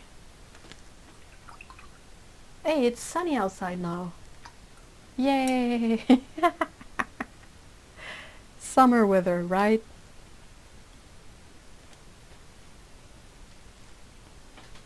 Julie! Hello! Hello, Matt. Alright, so I guess that this is done. Just a quick doodle just to test out these Lucas paints that Ellen sent me. Again, they are the Lucas Aquarelle Studio travel box. So it looks exactly like the Aquafine travel box, but the brush is a bit different and fits a bit better in the case. The colors are very different, and in my opinion, this selection of colors is better. These are the 12 colors in this box, and we have a really nice split complementary, no, split primary triad, split primary triad with the 2 yellows, the 2 reds, and the 2 blues. Nice greens, nice earth tones, and a really nice Payne's gray. And all that for like, what, $10–15? Really nice deal. And I had a really great time painting with this dagger brush. Good length, good bounce. Like it's soft. I wonder if it's perhaps squirrel, really, like actual squirrel or synthetic. Doesn't say. Just say Kazan. I wonder if it's a type of squirrel. Like Klinsky is a type of sable. Yeah, so do I have anything else to mention? Well, thank you, Ellen. Thank you so much for this pretty awesome happy mail. Makes me really happy indeed. And I'm looking forward to trying the teas that you sent and the colors from the Cadmium range, the Cadmium-free range. And the sketchbook is really lovely. The journal, but you know it's gonna be a sketchbook. So yeah, do you guys have any questions?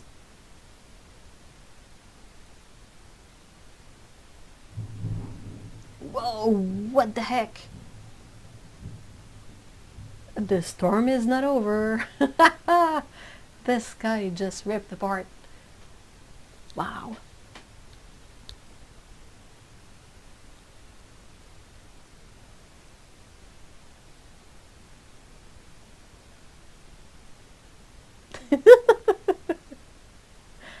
Man, well, you have a pickup, right, Heather?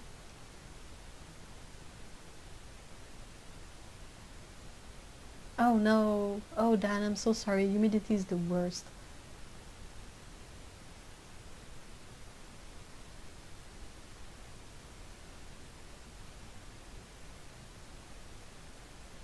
What's the meaning of life? Isn't it 42?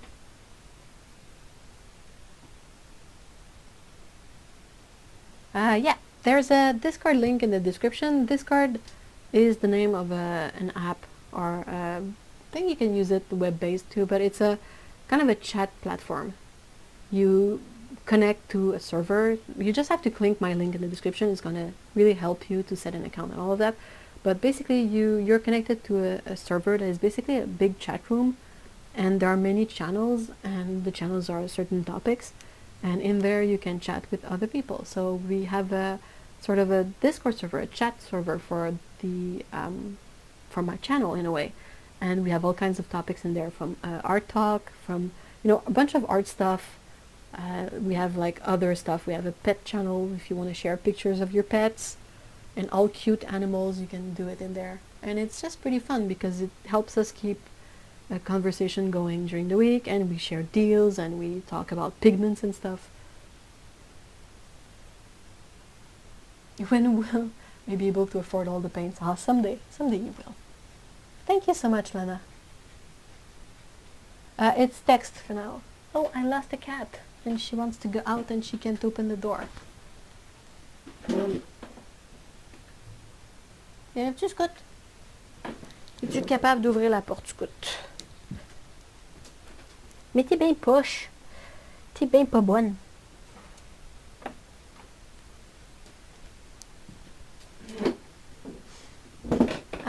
Okay. Question. What was the dagger brush you were using? Okay, I will...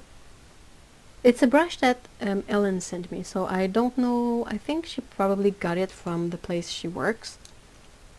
If not, I will maybe ask her on the Discord server where she got it from. Seems that the brand is HG.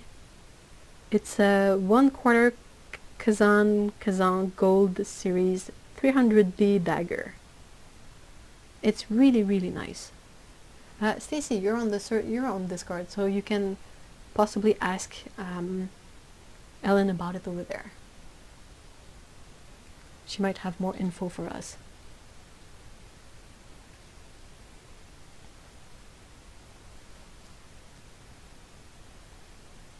It's a text chat. There are voice channels, but we don't use that. Do you feel like these cats that you paint are somehow representing your way of feeling in public? Not necessarily. I feel like I draw all kinds of cats, but sometimes it's much easier to pull from yourself to put into a drawing because it's something you know. But yeah, sometimes I draw cats that seem to be quite comfortable in public, and that's not exactly me. So I guess it's not always me. But I mean, pulling from your personal experience is always a good way to make something more believable, because you know what the feeling is about, if that makes sense.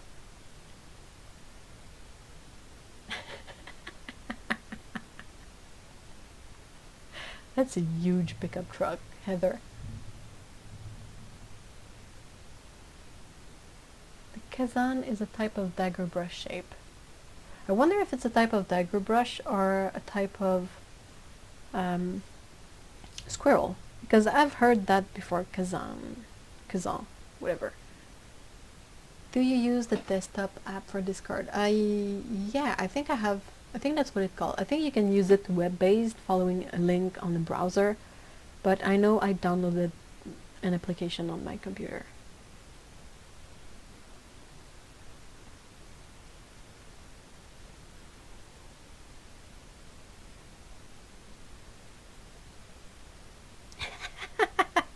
3 gallons of oil.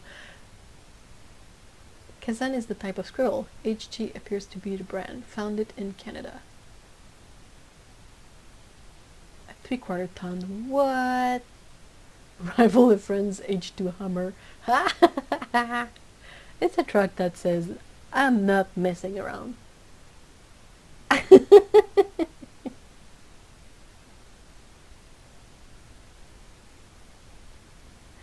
Alright, so again, thank you so much everyone for being here.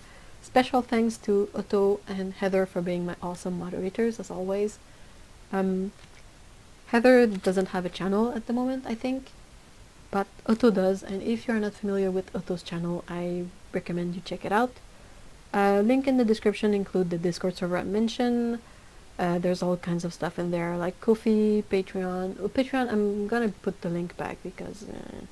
but yeah, there's a bunch of links in there if you're curious, and if you have questions, again, you can leave them in the comments and I will reply. So thank you so much everyone, have a wonderful weekend. To all my Canadian fellows, have a great Canada Day weekend. 3 days, whoop whoop, and yeah, see you all next week and next Saturday. Bye bye. Do you want to say bye, Pico? Do you want to say bye? Say. You said bro.